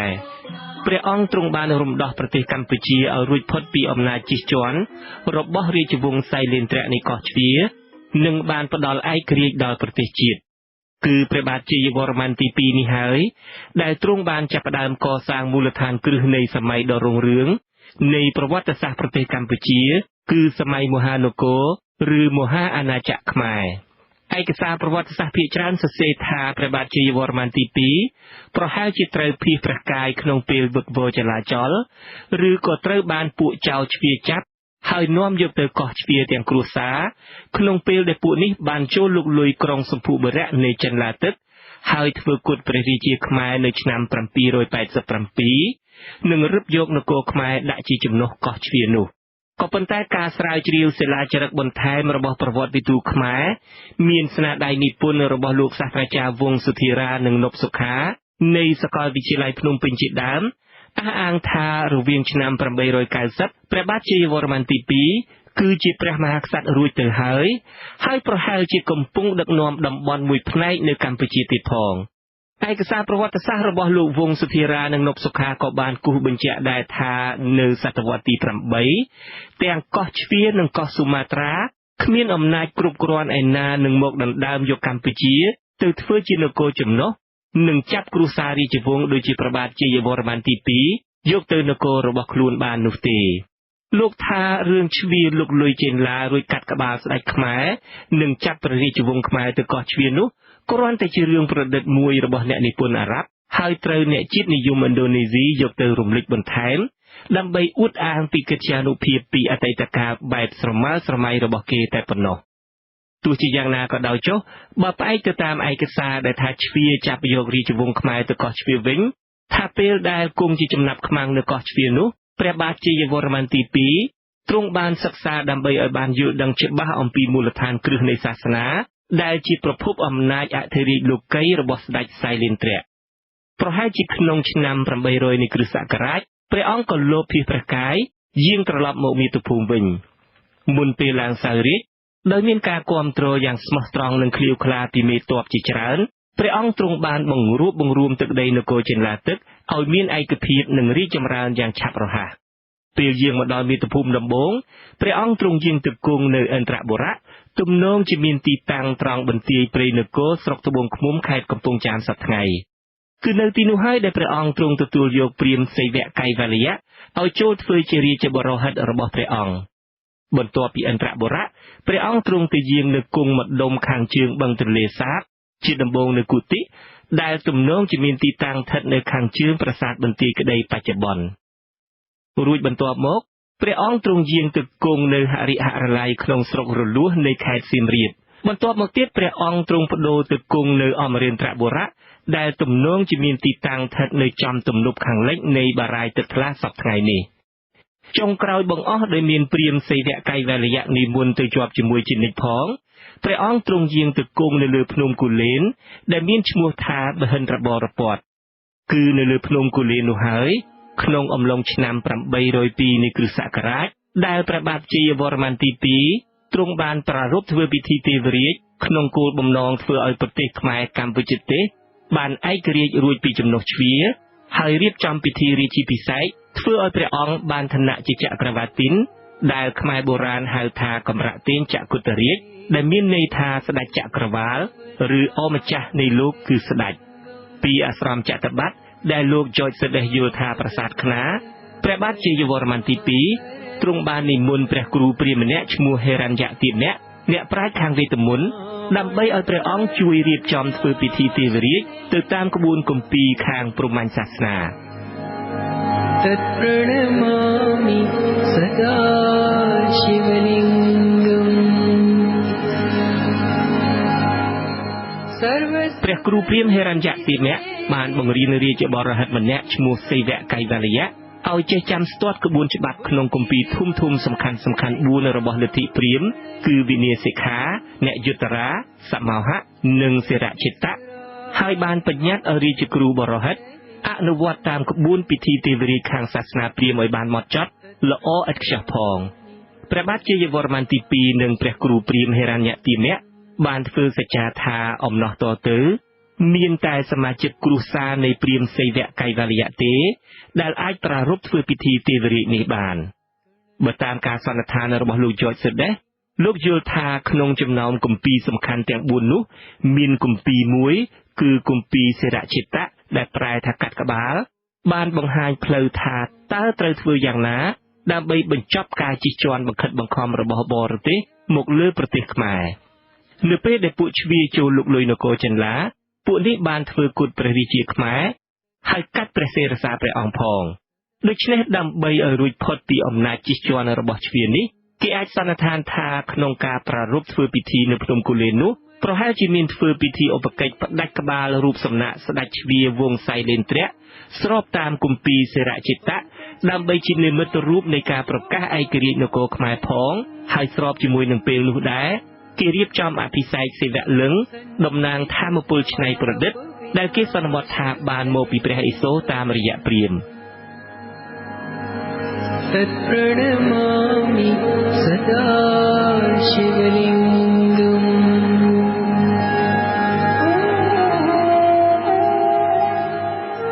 ធ្វើដូច្នេះគេអាចចាត់ទុកថាអាត្មានពិសិដ្ឋរបស់ព្រះរាជា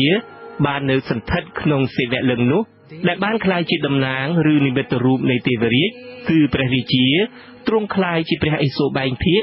ដែលមានអំណាចគ្រប់គ្រងលើសពសត្វចាប់តាំងពីពេលនោះទៅ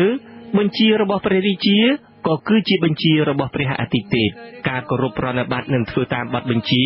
នឹងនាំមកនូវកុសលផលបុណ្យដល់អ្នកដែលបានអនុវត្តឬប្រព្រឹត្តអំពើនោះដោយហេតុថាព្រះឥសូរមានលំនៅនៅលើភ្នំកៃឡាស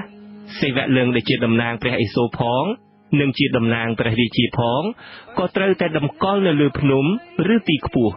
ប្រសិនបើគ្មានភ្នំធម្មជាតិទេគឺត្រូវកសាងប្រាសាទមានខឿនខ្ពស់ជាភ្នំសិប្បនិមិត្តឬប្រាសាទភ្នំដើម្បីតម្កល់សិវៈលឹងនេះម្យ៉ាងទៀតប្រាសាទភ្នំនេះត្រូវស្ថិតនៅចំកណ្ដាលរាជធានីដែលចាត់ទុកដូចជាភ្នំព្រះសុមេរជាស្នូលនៃចក្រវាឡថែមទៀតផងរីឯប្រាសាទភ្នំដែលសាងឡើងមុនគេបង្អស់ដោយព្រះបាទជ័យវរ្ម័នទី2គឺប្រាសាទអារាមរោងចិនធ្វើអំពីឥដ្ឋនៅលើភ្នំគូលែននេះបើតាមឯកសាររបស់លោកត្រង់ងារគេមិនបានដឹងថាតើព្រះបាទជ័យវរ្ម័នទី2ទ្រង់គង់នៅលើភ្នំគូលែនអស់រយៈពេលប៉ុន្មានឆ្នាំទេព្រះអង្គទ្រង់ឡើងសោយរាជ្យពីឆ្នាំ802ហើយចុងក្រោយបំផុតព្រះអង្គទ្រង់យាងត្រឡប់ទៅគង់នៅហរិហរល័យគឺរលួសវិញដោយទ្រង់នាំយកទាំងលឹងទេវរាជទៅជាមួយផងគឺនៅហរិហរល័យនេះហើយដែលព្រះអង្គទ្រង់សោយទីវង្គតនៅឆ្នាំ850ឬឆ្នាំ854នៃគ្រិស្តសករាជដោយទ្រង់ទទួលព្រះមរណនាមថាបរមេស្វរៈខ្ញុំជួនច័ន្ទបុត្រវិទ្យុអាស៊ីសេរី Washington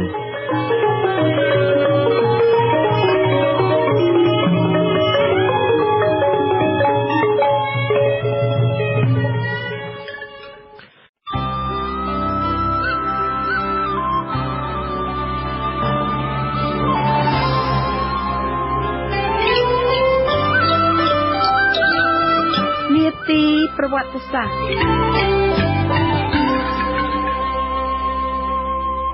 ចាបរិជាទាំងឡាយនៃសម័យអង្គរមិនត្រឹមតែជាមេដឹកនាំប្រកបដោយទេពកោសល្យក្នុងការសាងសមិទ្ធផលសំណង់ដ៏អស្ចារ្យនៅលើពិភពលោកនេះទេតែជាក្សត្រដ៏អង្អាចក្លាហានក្នុងកិច្ចការពារនិងពង្រីកទឹកដីថែមទៀតផងជាបន្តទៅទៀតនេះលោកជុនច័ន្ទបុត្រសូមរៀបរាប់ជូននៅព្រះរាជាសម័យអង្គរ3ព្រះអង្គគឺព្រះបាទជ័យវរ្ម័នទី3ព្រះបាទឥន្ទ្រវរ្ម័នទី1និងព្រះបាទយសោវរ្ម័នទី1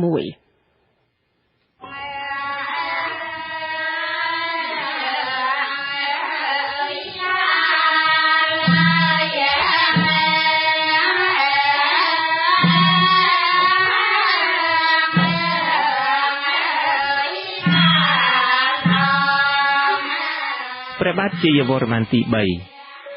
ក្រោយពីព្រះបាទជ័យវរ្ម័នទី2ព្រះរាជាដំបូងនៃសម័យមហានគរទ្រង់សោយទីវង្គតទៅនៅឆ្នាំ850ឬឆ្នាំ854នោះព្រះរាជបុត្ររបស់ព្រះអង្គព្រះនាមជ័យវរធនៈឬព្រះបាទជ័យវរ្ម័នទី3បានទ្រង់ឡើងគ្រងរាជស្នងពីព្រះបិតាព្រះបាទជ័យវរ្ម័នទី3ដែលទ្រង់មាននិស្ស័យពីកំណើតសពព្រះទេទៅនឹងសាងអំពើល្អទ្រង់សោយរាជ្យដោយសុខសន្តិភាពក្នុងរយៈពេលយ៉ាងយូរខំថែរក្សានិងធ្វើឲ្យកាន់តែប្រសើរឡើងនៅភាពថ្កុំថ្កើងរុងរឿងដែលជាមរតកដែលបិតាព្រះអង្គបានបន្សល់ទុកឲ្យមកព្រះអង្គទ្រង់មានចំណងនឹងចំណូលព្រះទ័យខាងការប្រមាញ់ដំរីណាស់ព្រះអង្គទ្រង់បានសាងប្រាសាទខ្លះនៅតំបន់អង្គរព្រះបាទជ័យវរ្ម័នទី3ទ្រង់គង់នៅរាជធានីហរិហរល័យរលួសរហូតដល់គ្រិស្តសករាជ877ហើយទ្រង់ចូលទីវង្គតទៅ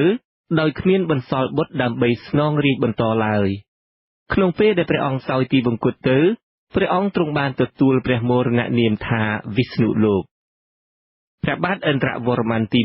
1ដោយព្រះបាទជ័យវរ្ម័នទី3ទ្រង់សោយទីវង្គតហើយគ្មានបុត្រនឹងស្នងរាជផងនោះប្អូនជីដូនមួយរបស់ព្រះអង្គព្រះនាមឥន្ទ្រវរ្ម័នទី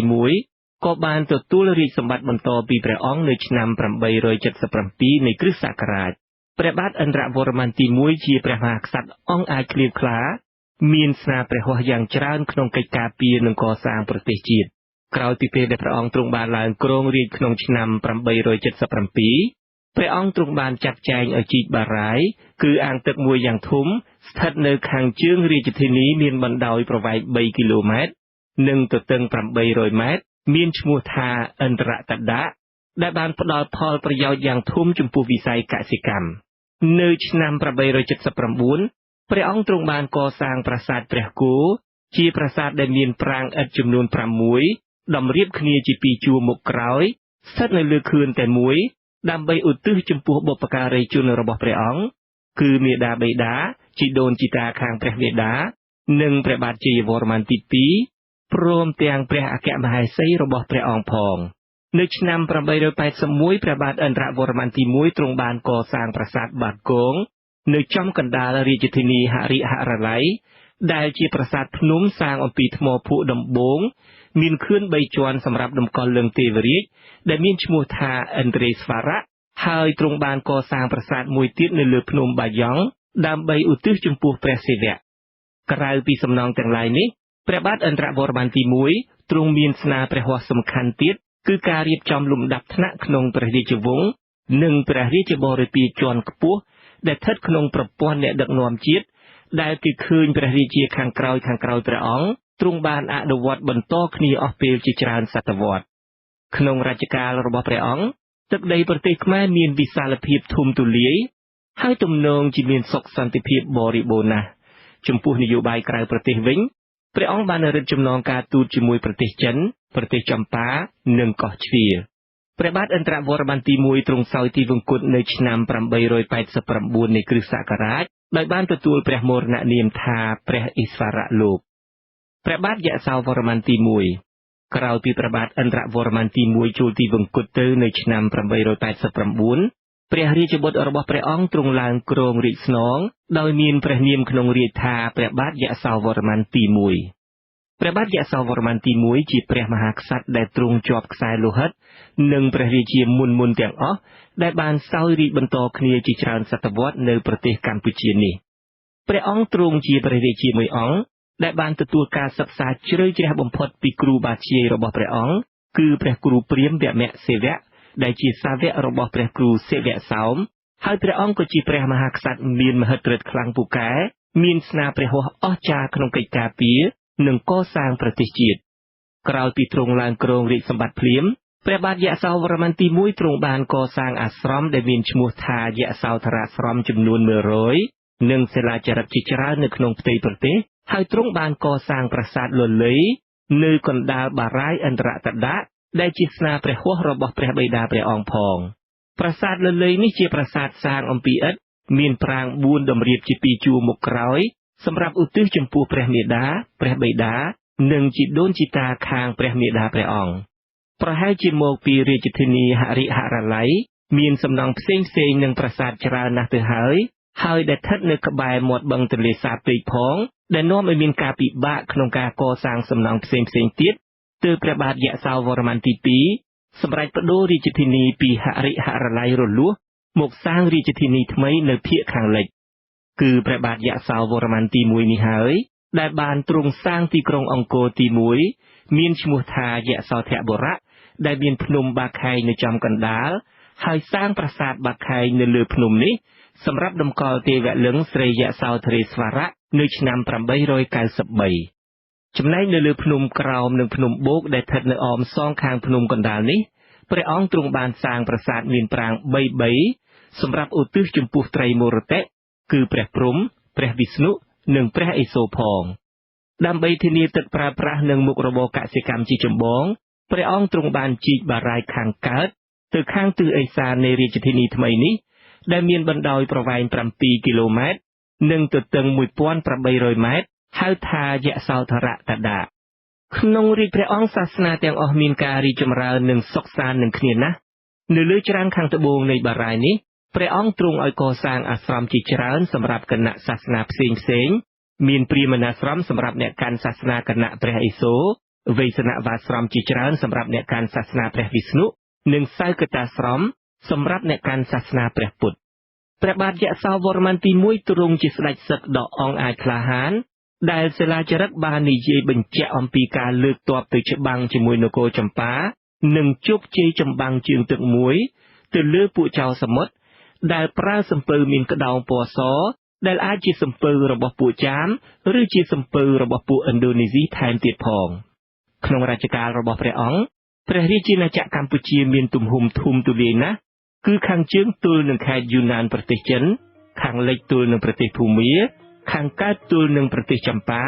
ខាងត្បូងទល់នឹងសមុទ្រព្រះបាទយសោវរ្ម័នទី1ទ្រង់គ្រងរាជ្យពីឆ្នាំ889ហើយទ្រង់សោយទីវង្គតក្នុងឆ្នាំ900នៃគ្រិស្តសករាជដោយមានព្រះមរណនាមថាបរមេសេវលោកខ្ញុំជុនច័ន្ទបុត្រ Pichu Azizi Saray Washington